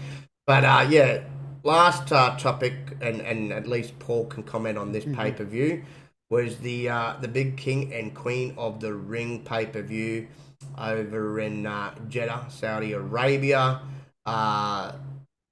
I do like that fucking stadium. I just hate the fact that the fans are so far away because of the royal family. But we know it's a blood money 10-year partnership that Vince signed. He wanted that good Saudi Arabian blood money. Yep. So it was a good pay per view, though. It was a good pay per view. WWE, like Triple H keeps saying, WWE's been on fire lately. They have. They continue to be. And man, there were 6 matches that took place, and I didn't think any of them sucked. I didn't think any of them sucked. So we'll start with the first one. Bianca and Jade defeating Candice and Indy. What was your thoughts on that women's tag team championship That match? was a hell of a match. That was a Yeah. great match. It Yeah. really was. I mean, Yeah. there was some stuff they did during that match that there was that one, it was like a triple move where they got her down, flipped her over, and then jumped and then kicked her off with their feet. I was like, what just happened? That was Yeah, I like know. It was so well. crazy. That was so Yeah. well telegraphed. It was like, wow, that was good. All four of those girls had very good Yeah, chemistry, I must say. yeah, And oh, thanks, Yogi. I thought I was right. The charges were dropped again. Yeah. Uh, but man, it was a yeah. good way to That was start. a really, really good match. Yeah. Yeah, Paul told me before the show he loved seeing Jade in the skin tight bodysuit. Hey, you know what? She looked good in that thing. Hey, Dion. Hey, Dion, what's good, brother? Good to see you, my friend. Admit it. She filled it out well. I mean, sometimes they put on those things and they don't look good. Like there's some of them big girls that it just look like a beached whale. But yeah, we didn't have that problem with either Bianca or Well, yeah, Jade are you Cargill. Yeah. trying to refer to poor Nia Jax? You Oh know, dear. and she's got a pretty face, but yeah, yeah, ooh, wow, yeah. Big girl. And I'm She's a not big trying to girl. slam on her. Just not something I like looking at. And no offense to her, No, that's not my type. she'd probably slam most men out there. I'm telling you, Yeah. she's a big girl. I mean, if I was laying on the bed, that big old butt Solid. put flying at my face, I'd be nervous. Oh, I'm telling you, man, Okay. she's built like a defensive tackle. There's nothing wrong with that. I'm just saying she's built Can like a you defensive tackle, man. You see? wouldn't wanna- See if if Yokozuna would have been around now, that would have been a hell of a match to watch right there.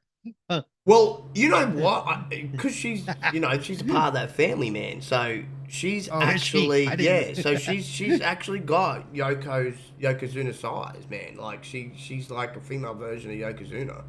That's why she Yeah. wrestles the type of style that she wrestles. But man, I hate to be her man, get on her bad side. I can tell you that. Woof. Yeah, me too. Yeah, she kick your ass. I'm telling you. And she goes hard too. I will say, when you watch her matches, she goes hard. Yes, She doesn't pull back at all. no, I mean, for and some of the aerials she does just are just you like, know how wow. you know what the funny thing is. You know how you complain and you rightfully slow rightfully so how slow Bronson Reed is for his size, right? Oh yeah, because he telegraphed everything. Nia for her size moves quite well. Yeah, I mean, she You know? doesn't put her arm out there 3 seconds before they hit it. Her arm doesn't go out there till No, right before they and she's smack not. that. I mean, she can do the whole slow and methodical, but she's not. Right. That's not her No. natural style. Like she could run the ropes, do that leg drop on you, and then drag you, and then quickly climb to that second turnbuckle and do a finishing move. Like Real quick, I got to answer this. Hey Dion, you got to put in before you can pull out. I'm just throwing that out there, okay?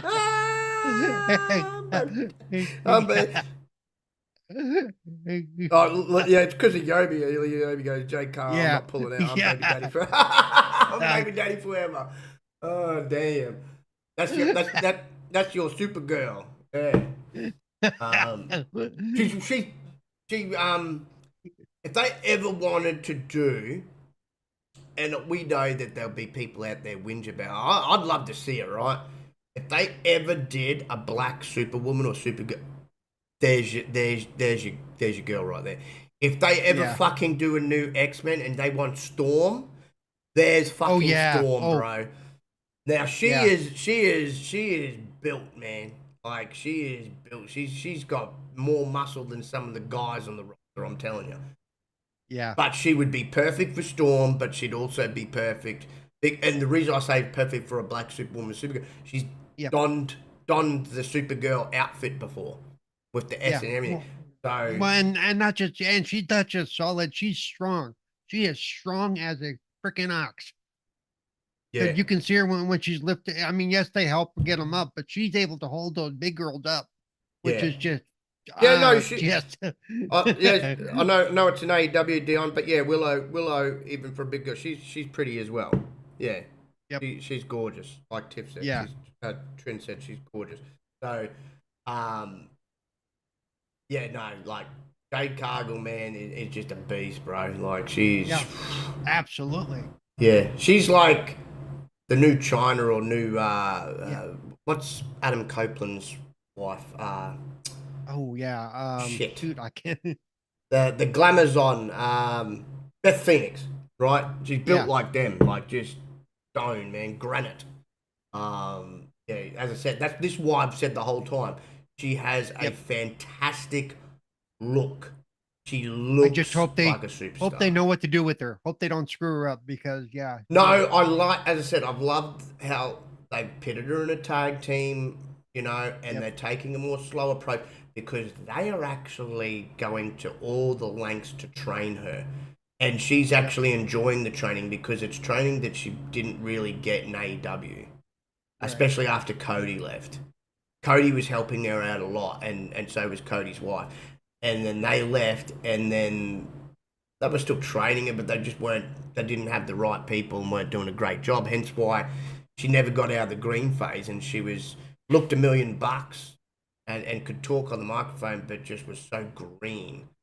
Yeah. Uh, from what I'm seeing of her now, she is definitely 110% improved, and she's still got a little ways to go, Yep. but she'll continue to improve. As I said, But she wants to learn. I think having her in the tag team they have her on is helping her as well. Yes, with Bianca, yeah. Yeah, with Bianca. Although I do want to see those two go at it because of their strengths. Yeah, but do Oh that my god. later because for Yes, now they've got a good thing going with those yes, two together. So yes, yeah. The two super women of the yep, women's division.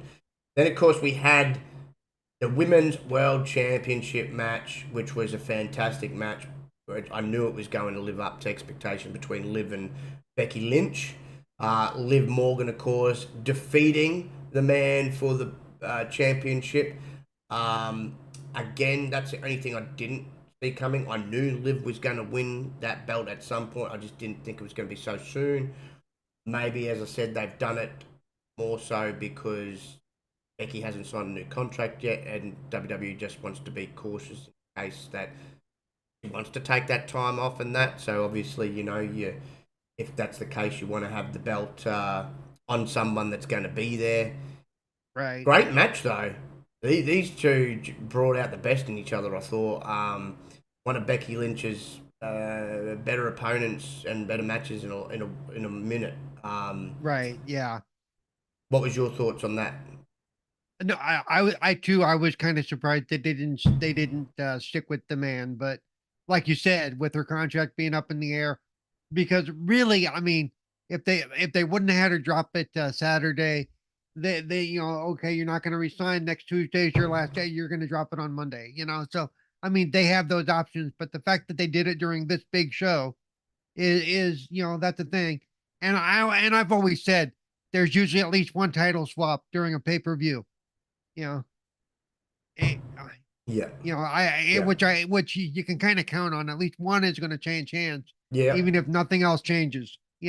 So I'm kind of glad it was this one, or this was one of them. Yeah, So exactly. No, exactly. And as I said, I think it was more done, and you probably agree with, is because they don't know yeah, what Becky's doing just yet. So, they don't, but there's still a lot of story they can do with Liv too, as because she's well, a heel we've said, champion. yeah, She's a heel champion right now. So we've said, which is funny because fans absolutely love her, and I seen a yeah, video yesterday after the pay per view of them coming up to her, and then I'm like, you realise that she's a heel, but anyway, yeah, you didn't want that footage getting out. That's all. I was like, yeah, but you right, can't help it these days. But no, look, I knew that she was going to get it back at some point, and I think now that she's got it, she's going to keep it because we know what the story is going to be. When Rhea returns, she's going to come and take her head off. Plain and simple. She's going to come head hunting for Liv Morgan, and Liv yeah. Morgan's going to be in the path, and Mummy's gonna get that belt back because Mummy never lost it. And that's something they kind of set up too. They started to set up between her and Liv before she got injured. Yeah, So yeah, yeah, this is going to be a big deal. This is going to be, yes. uh, you know, The a heck next of a match, match. I didn't feel lived up to expectations. Probably more so because of Bronson Reed. I'm with you. I can't stand Bronson Reed, bro. I think he's bland. I think he's slow. I think he's boring. If you just had this as a one-on-one match between Sami Zayn and Chad Gable, I think it would have been a more interesting match. Yeah, Uh, Glad to see Sammy retain. but I do think Chad's going to be the one to beat him at some point. But I would have preferred to Well, see the and I one-on-one. think they did what they did because of the match that I'm watching right now, which is the two big boys going at each other with Chad at ringside Yeah. because they're setting up some more drama between with the Alpha Academy. Oh, that's going to So fully split soon. And yeah, as I said, real soon. the Yeah, rumor is that Chad's going to team up with the Creed brothers, which I think's a better pairing, and they're essentially going to create a new Team Angle. Obviously, it's not going to be Team Angle yeah, because it's not Kurt Angle, but essentially a similar thing because they're all collegiate wrestlers. And when with Team Angle, with Kurt, Charlie, forget his last name, and Shelton Benjamin, um, they were all collegiate wrestlers. Um, right. Obviously, Kurt being the leader too, because he wasn't just collegiate, he was an Olympian. Chad Gable, collegiate and Olympian, and the Creed brothers collegiate. So. Though Chad didn't gold though, right? If I remember No, correctly, he didn't Chad win never gold. golded. He didn't Yeah, win gold. I think he. I don't know if he won a medal or not. I don't think he actually did. I think something happened, and yeah, Hang on. While we're just before we move on to the next match, let yeah. me just quickly look it up here. Okay, so he got into the 2012 Summer Olympics, where he competed in the Greco-Roman style 84 kilos. He defeated Katani Graham from the federal states of Micronesia in the qualification round. However, he was eliminated from the competition in the next round by Pablo Shori of Cuba. So he didn't make it through to even the final stages. But he went, look, at the end of the day, he was a high school state champion and a state champion. So just to even get, which is, we know with any of the events, get to the Olympics. I've helped with high school wrestling. He's definitely built like a wrestler. I will say that he's definitely built like a wrestler. But just to make it to the Olympics is hard enough, and that's an achievement in itself. And as I said, he got through the first two rounds before he was eliminated. So hats off to him, man. Not everybody can be Kurt Angle, but you know, he at least made it to the Olympics, which, as I said, that's a hard enough thing in itself. Then, of course, we had the Queen of the Ring tournament final, which there's a lot of fans saying they were very shocked and surprised at Nia winning this. I kind of was too. I really didn't. Yeah. Well, going in, it wasn't a big shock to me. I thought that she was going to win, to be quite honest, because Lyra's too new to the main roster, and I'm like, look, she's just already had a bunch of accolades in NXT. You need to, this is like a new, fresh beginning for her now, and now you kind of just need to build her up. And Nia hasn't had a championship for ages, and I thought, if you're going to keep this momentum with her, you need to give her something. And so I thought the Queen of the Ring was a great title because, one, it just even more enforces that heel persona of hers, and that cocky brashness that she's got is really going to help even get more boos thrown down on her. But I think she's deserving of it. I think, especially with this latest run, she's really putting in the hard yards and the work.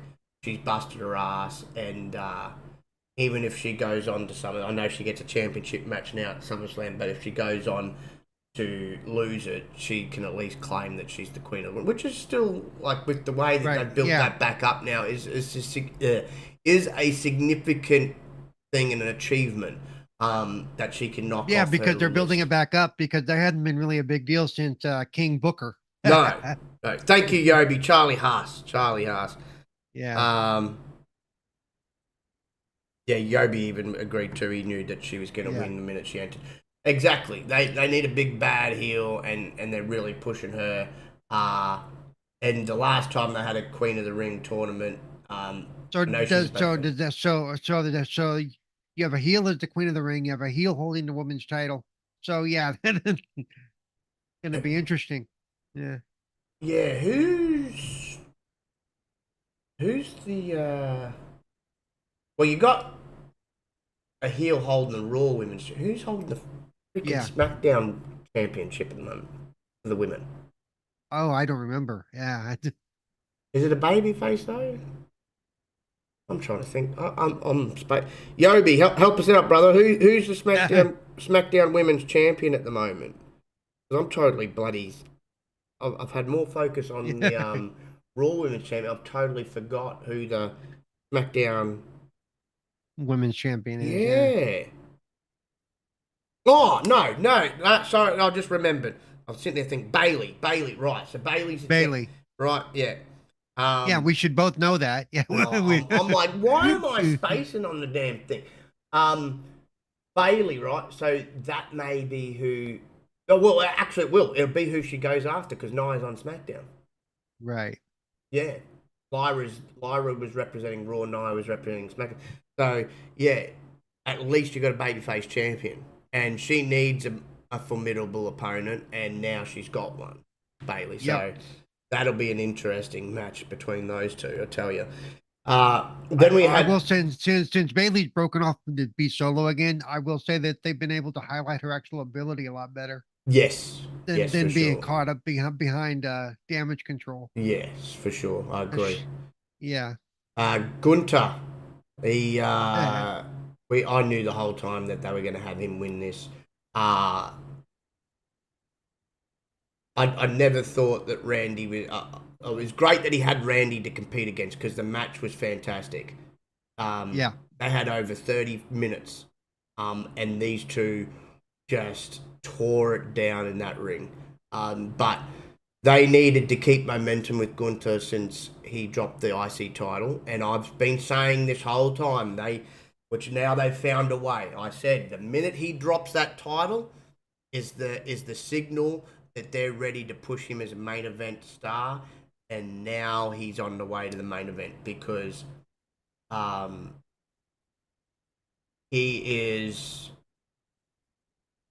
is now going to take on the World Heavyweight Champion at SummerSlam. Yeah, so which is that's going to be interesting to see because before SummerSlam, because you very, very rarely have ever seen, you've seen plenty of babyface versus babyface matches. You very, very, very rarely see a heel versus a heel, right?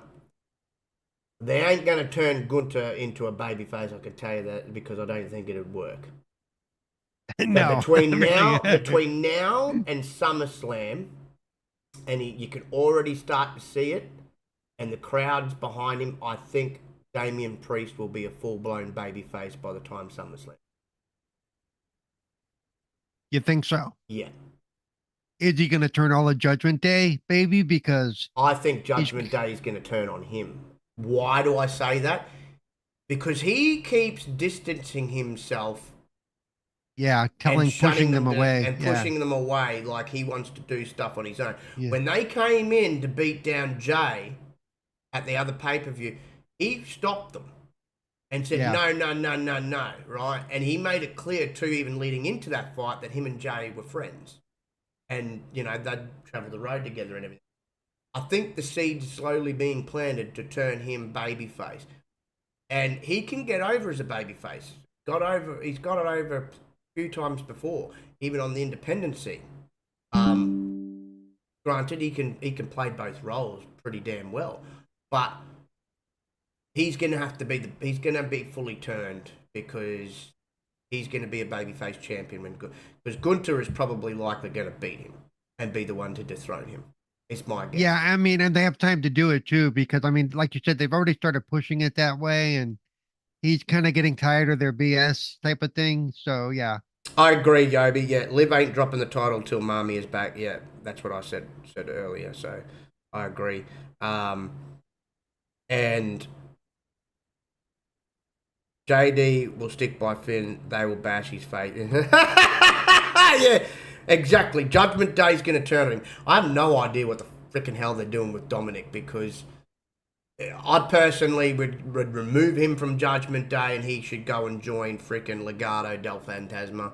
He just fits that group better. Him and Santos, so either that or him and Carlito can create their own fucking group. I don't know. But yeah, they're going to turn on Damien.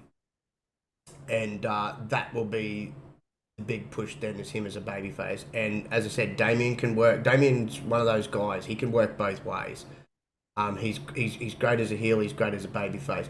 But I think now's the time, especially now with the world champion. He's got all the momentum in the world, which I didn't really think he was going to have. I've been a fan of Damian Priest for a long time, but I still had those question marks as whether or not he can be a main eventer. He's proving me wrong.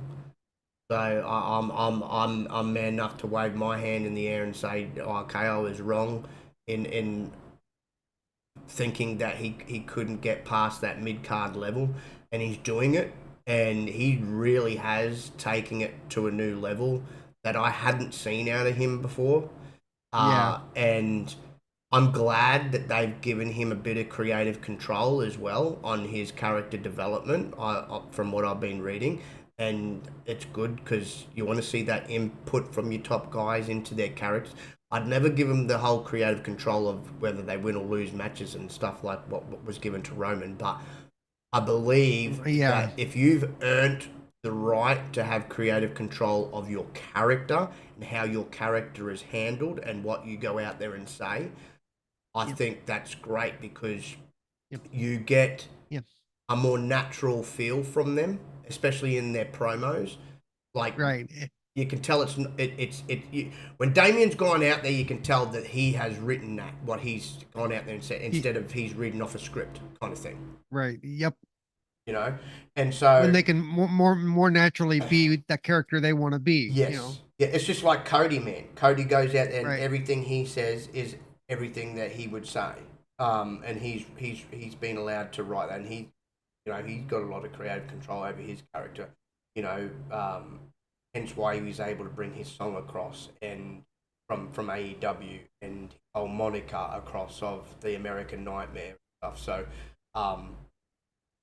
once you've earned that, it's great to see, and it's very, very beneficial, I find. But no, Gunter and Randy tore the place down. I thought it was a fantastic way to end the King of the Ring tournament. What was your thoughts on that matchup, and where do you see Gunter going now? Oh, I thought it was great. So Gunter's excuse me, is Gunter SmackDown or Raw? Gunter is Raw. So he'd go after Cody, right? No, because Cody's the SmackDown champion. I thought I lose track.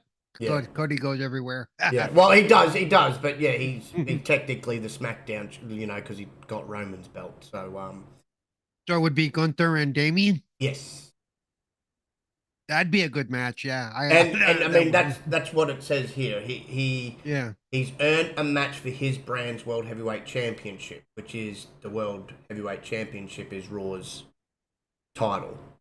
Whereas the undisputed WWE Championship, SmackDown's title, essentially. But I think do you think they? You think they're going to give him the title that quick? Have Damien drop it that quick? I don't. Well, yes. You think about it. Damien's had the belt almost a month, right? And so they're saying not until August, which is when SummerSlam is. Right. So he's had it for a month now. Then you got June, which would be 2 months. July would be 3 months. And if SummerSlam's more towards the end of August, you could say 3.5, almost a 4-month reign.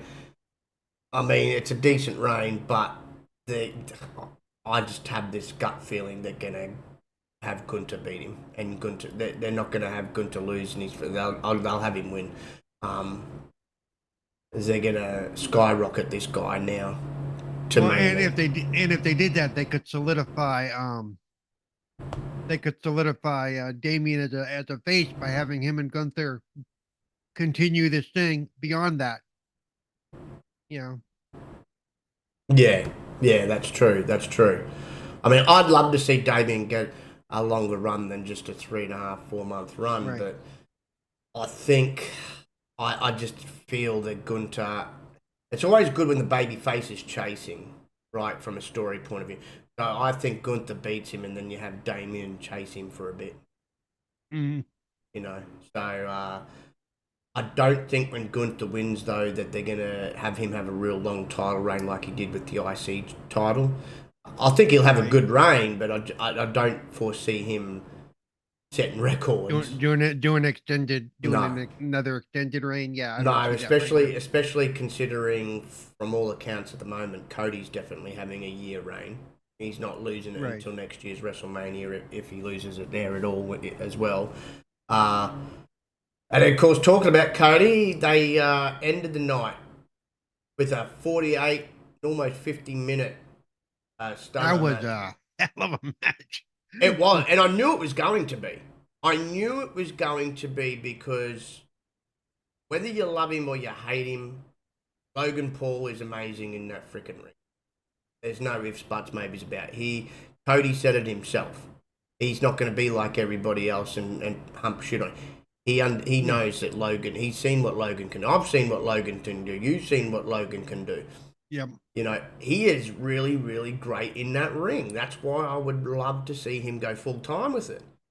Like And like we said last show, or I pointed out, for as bad as an asshole as he acts as a character, we're not getting reports of him being a head case backstage. no, We're no, not, you know, we're not getting a hearing of him going, well, I'm Logan Paul. Who the hell are you? no, And exactly. so I think he's blending in well, Yeah, and he he does does. that asshole character very well. Yeah. No, he has a lot of respect and appreciation for the business. He does, and he's shown a lot of respect to Yep. the men and women. No one's got a problem with him. No, and I think all that. Well, you're just a part timer thing. That's just part of the act. Yeah, You know.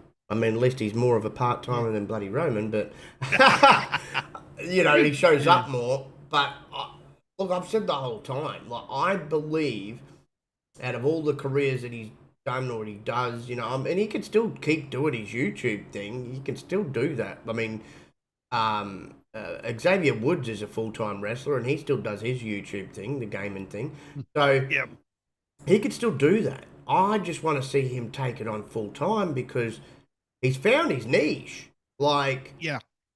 he tried the acting thing and it wasn't exactly horrible, but it wasn't really his gig. Um, he tried the boxing thing and that's more his brother's thing.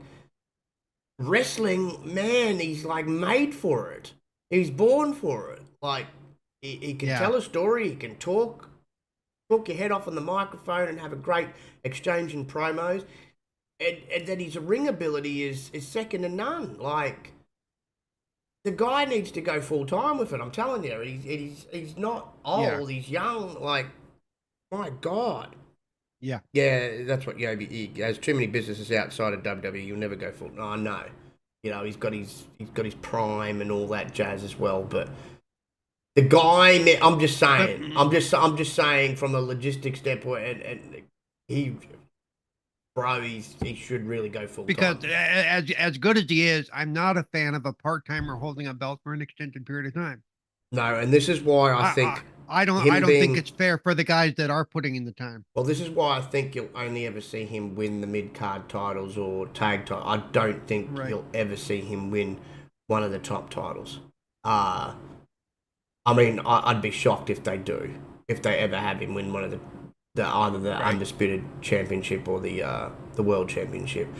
The US championship. I honestly is the think one. that if Cody would have dropped the belt on Saturday, I'm pretty sure all those people would have burned down the arena. Yeah, yeah. No, it sucks, Yobi, that he you know, I know the man he's got his hand in a lot of pots. Logan Paul, and hats off to him. I mean, he's self-made, good You know, I've got to give him credit where credit's due. Um, but I'm not really a fan of his brother. I've always been a fan of him. I haven't minded him. I know he's had a couple of controversies in the past where, you know, I even said, you know, that that's pretty silly or stupid. But you know, Now at young the same dumb time, learn. what I mind if Tyson had a chance to punch him in the face too? Absolutely not. I would, you know. No, no, but I've always been a fan of Logan Paul. As I said, he's had some controversies in the past, especially with what he did in that. I think it was an Asian or African country with Right. the grave site and that. But he was young, he's dumb. I mean, everybody does young and dumb stuff. He came out, he apologised, and he's learnt, you know. And I just think he's got a bit more better head on his shoulders than his brother. But Yeah. I like him, man. Yeah. I fucking love Yeah. him in wrestling, man.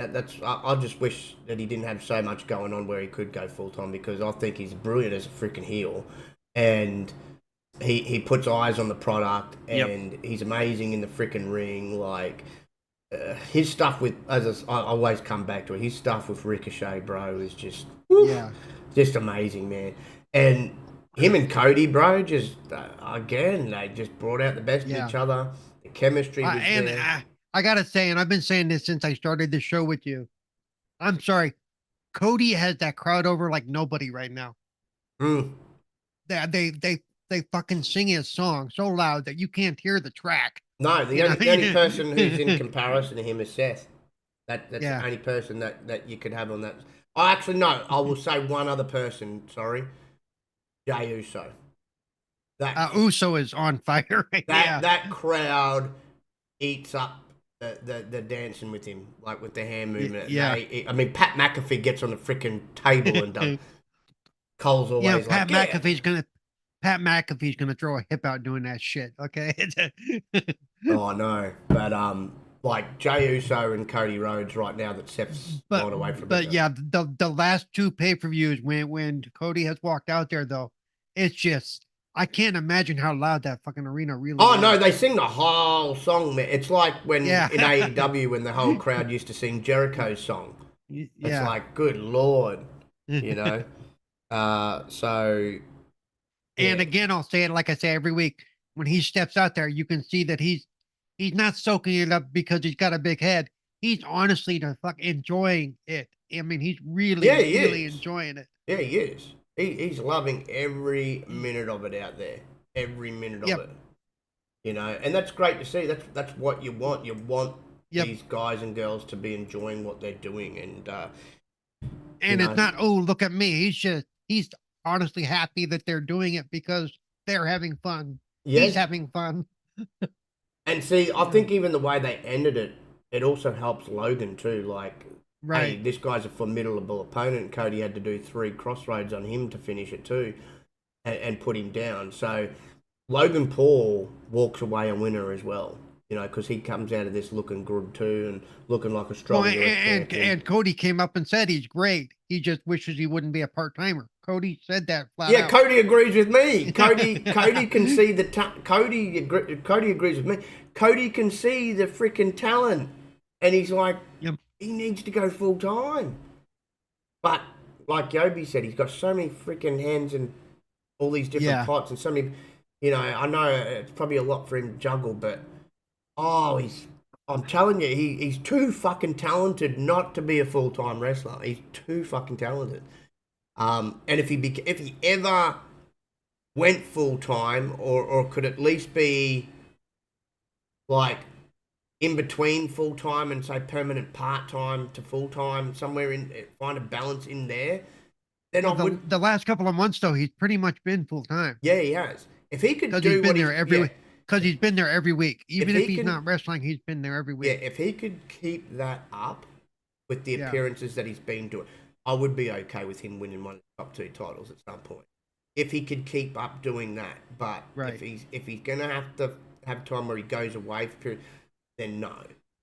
But if you can keep doing the type of stuff that you've been doing, and you continue to do that, I'll be all for him winning the world title. Well, yeah, he has his fingers in a lot of businesses, but how many of them is he directly involved in? The YouTube stuff, yes, he's got to do because that's him. Yeah. But like the Prime stuff, he doesn't really have to do. That probably doesn't take up a whole lot of his time I if think he that, but delegated it. at Yeah, this point, it just kind of marketing. Yeah, sells itself now. And right. besides that, I mean, that's been all over WWE's product now for since he's been a part of it. So For about a month and a half now, spent by yeah, WWE. you know, So so man, and then he's got like other people that help him out with it too. So yep. yeah, So I we'll mean, see. we'll see what happens over the next few months. I think the stuff leading into SummerSlam may be the big tell because Oh yeah, he because did. they Yeah, he did. oh the song yeah Yeah, he had it during the Indies too. Yeah, yeah. It was, yep so yeah, it's just like Punk, right? yep Because he's got it he was close to sleep. smart. He locked down all of his stuff for Yeah, he's very close with Living Color, yep and WWE wanted to try and do their own version of that song, and Punk said no. I'm going out there with the original version of Cult of Personality, or I'm not going out there with anything at all. They wanted to get their own music department to do like a rip-off version, I guess, of that. He's like, why? Just pay the money for the damn song. Good God. yeah And the good thing is Living Colour aren't like some of these other bands out there and want to charge an egregious amount. They just charged a fair amount. He's like, you're probably paying less for this song than some of the other fucking songs you've used. Like, I right could just imagine every time they've used a Metallica song, how much they have to pay for that, you yeah. know? Well, and because I think the Cult of Personality, they know that as long as he's out there doing that, it keeps their song in the American consciousness. Yeah. And yes, they associate it with punk, but if anybody doesn't know, they go, "Oh, what's that song?" They look it up. Oh, it's Cult of Personality. It's by Yeah. by them by okay, cool. And they might buy it off us. So I mean, it's a great deal for them. Yeah, exactly. Exactly. I mean, they're still around, but they don't do a lot these days compared to when they were sort of bigger in the day. No, And but I bet you they still get royalties. I often, every time that song's played, man, yeah. bet. And because Punk started using it, there's been other like I've seen advertisements using that song, other industries Yeah. using that song, and it's like every fucking time that's played, man. Every time, Yep. you know. So So yeah. it'll be interesting to see too. Like he's almost ready to go and healed up, so he's got to do his thing with Drew first, though. Yeah. He'll do his thing with Drew, and then they'll decide from there where they're going to go with Punk. But Well, they announced that he's being cleared, right? Or yeah, yeah, one of them's been cleared. Yeah, yeah. So I think he's cleared. I don't know about Drew. no, I think they said Drew was cleared as of Saturday, right? Oh, okay. So Drew, they both might be Didn't cleared did, then. didn't I thought Triple H? Yeah, didn't I thought maybe I could be misremembering, but I know Triple H came out and said made an announcement that at least one of them had been cleared to Yeah, return to active ring duty. So cool stuff. exactly. Oh yeah, Living Color is just happy at the fact that Punk kept the song as his theme. Pre Yep. WWE, during, afterwards, UFC, AEW, and now. Yeah, there's a lot of love between them two. That's why he loves it, and I mean it's fitting Yep. for him. He is a cult of personality, Punk. Like Yep. he comes into the room. He's the center of the attention. It is probably the best theme song he's ever used. Because I just think it fits with him and his character and personality. It just does. But no, great pay per view, man. I would give it a solid B plus for sure. I thought Yeah, it me was. too. I'd be right about there. B plus. Yeah, I thought it was a good show. Usually, The- I don't There, really there like were the no parts. Saudi. There were no parts where I got so distracted that I wasn't paying attention. No, You know no, that. no. That's a good thing. Like Yeah, as I said, as I was about to say, I usually don't care much for the Saudi pay per views because they're not usually that great. I mean, you might find a good match or two, but they're not usually that great. But top to bottom, as I said when we first started talking about it, there wasn't a bad match. no, Every match was really good. No piss break matches, no go to sleep matches. Every match was good. So hats off to them for that because, you know, they've got to honour the deal that's been made, but it's not exactly a standout pay-per-view, the Saudi pay-per-views, but they made this one a good one, which it's great because it was the King and Queen of the Ring. So you wanted to really add significance and make it very meaningful. And I think the way they handled the tournaments and the winners of the tournament, again, it's a great accolade to have again. It was sort of diminished there for a while, and now Triple H is in charge. He's making them, sort of more significant and meaningful again.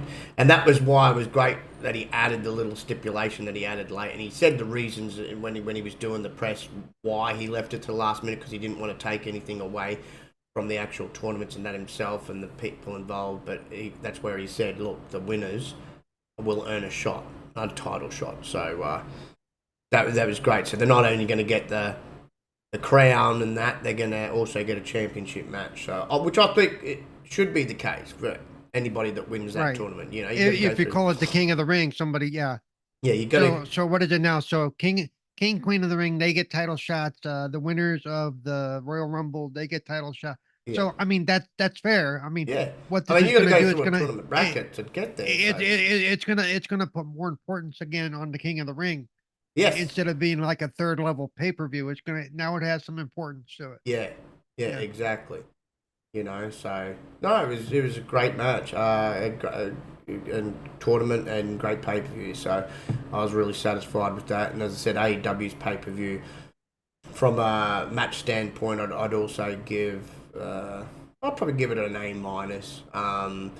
It was very, very good, and I loved the way that they handled MJF's return, which was fantastic. So I've got to give them props there, and I love the way that they handled some of the other matches from a story point of view, where you definitely can tell it's not fucking Tony Khan's in point. I can tell you that. But now it comes down to, now what do they do with it? That's what it is. Exactly. Now we have to see. As I said, they really need to do something, because their ratings have not been great. Nope. And as I said, they're in contract negotiations with Warner to stay with Warner. I think a deal will get done, but Warner's still going to be very skeptical. But how much of Daddy's money is it going to cost him to do the deal? Yeah, Warner's still going to be a bit skeptical, because they surely can't be happy with the ratings. And no, I mean, and part of it was he shot himself in the foot a few weeks ago when he showed that footage from backstage. Yeah, that seriously hurt him. That seriously hurt them. And that's what I said. Then they rebuilt momentum and good faith again with this Double or Nothing pay-per-view, which is one of their bigger pay-per-views. They need to keep that momentum going and run off it. Yep. They can't. And like I said, they just need to never, ever, ever, ever, ever mention WWE again. No, yes, don't even worry about that. That's what I've said the whole time. They've got to stop worrying about WWE, because WWE's not worried about them, and just focus on your product. Don't tweet about it. Don't talk about it. No, just focus on your product. Don't make allusions to it. Don't make allusions to. You can talk about Japan because you have a deal with them. You work with them. Yes, but don't talk about the other companies that you don't have deals with. No, No, that's what I mean. Like, don't even worry about them, because people aren't tuning in to hear you down another company or take shots at another company. And it looks childish. It really does. Yep. They're not doing it with you. The only way that works is if for some reason you and them pen a deal where you're doing like the WWF did with WCW. Yeah. Where they are actually, storyline wise, they are talking about each other because they're going after each other. Yeah. Unless it's part of a storyline, don't do it. Yeah, exactly. Exactly my thoughts. Well, that is all we have for you this week, folks. Yep. And let me just add though, because I've been catching some of them. If you're not following Ron Skillings on Instagram, oh my God. His Instagram. Yeah, R-Truth. Yeah, man. R-Truth videos that he puts out like daily are hilarious. I mean, he is fucking man. He is, as I said, he is the gold nugget Yeah. over there. He is just a national treasure, that man. He I is. mean, yeah. The stuff he's putting out and the stuff he says even on Twitter, if you're not on, is great. I mean, it's just so fun. I look forward now when I see his post because it's going to be something just weird. Oh no, Yeah. man. He's freaking hilarious, bro. He is so spot on with his comedy.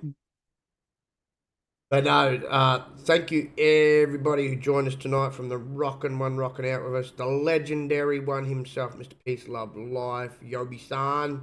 Always appreciate you, brother. Timmer, shout out to Timmer. Dion was up in here as well. Appreciate you dropping by, brother. Appreciate back from the dead, my brother back. Always great to see you, my friend. Hope you and the family are doing well. Carlo, brother from another, the man behind 4GQ. He was in here earlier as well. Appreciate you stopping by. Appreciate Cooper stopping by as well. Always love talking wrestling with you too, brother. And who else did we have in here? Did I miss anybody? And Rourke. I knew there was somebody else. Rourke. Yeah, Rock at the beginning. Yeah. Yeah, appreciate you stopping by as well, my friend, each and every week. So thank you very much for the love and support. Without further ado, though, Paul, did you want to let the fine folks know where they can find you? Yep. You can find me at Twitter at Cerebral Paul 1, Twitch at Cerebral Paul. On Wednesdays now, you can find me on Xbox and Bachelor channel, 1:30 p.m. Pacific, 4:30 p.m. Eastern. Um, this week I'm doing Immortals of Avium, which just hit Game Pass last week, so I'll be checking Nice. that out. I was looking forward to that one, so we'll see how well it plays. Um, and then you can find me, of course, here every Monday and Thursdays when we do 4GQ TV. I might even start streaming on 4GQ TV a bit because I have that ability. Um, Other than that, I got some other surprises working down there that I can't talk about right now, but of course, we have interviews coming up, things like that. Other than that, so yeah, just follow me mostly on Twitter to keep up with what's going on. So There you go, folks. There you go. I'm sure he's got some special things cooking too. So you can find me, of course, on Twitter's on the Moon Man. If you're on Xbox and Steam, obviously, find me there as well. Same little profile picture. Otherwise, you can find me here on the 4GQ TV channel every Monday evening with the Cerebral one himself. We talk everything wrestling on the pop-up Powerbomb. And, of course, every Wednesday where we talk all things gaming with Ryan and soon Sergeant Sentinel Steve. Shout out to the Sarge, where we talk all things gaming, cover everything gaming, every platform out there. But if you haven't done so already, hit that like button, hit that subscribe and the notification bell on the 4GQ TV channel. Because apart from those two little pods, like Paul mentioned, you've got streams, you've got 4GQ podcast, you have many an interview that Carla and Paul put together. You also have an all-females gaming podcast that got back to it this weekend. So there is a lot of content. You hit that notification bell, you'll know when everybody goes live, or at least when new content is uploaded. So there is a lot on the channel. So there's a bit of something for everybody. So do check it out. But until next time, we will bid you a fair adieu. And hope you enjoy the rest of your week. Good night, everybody.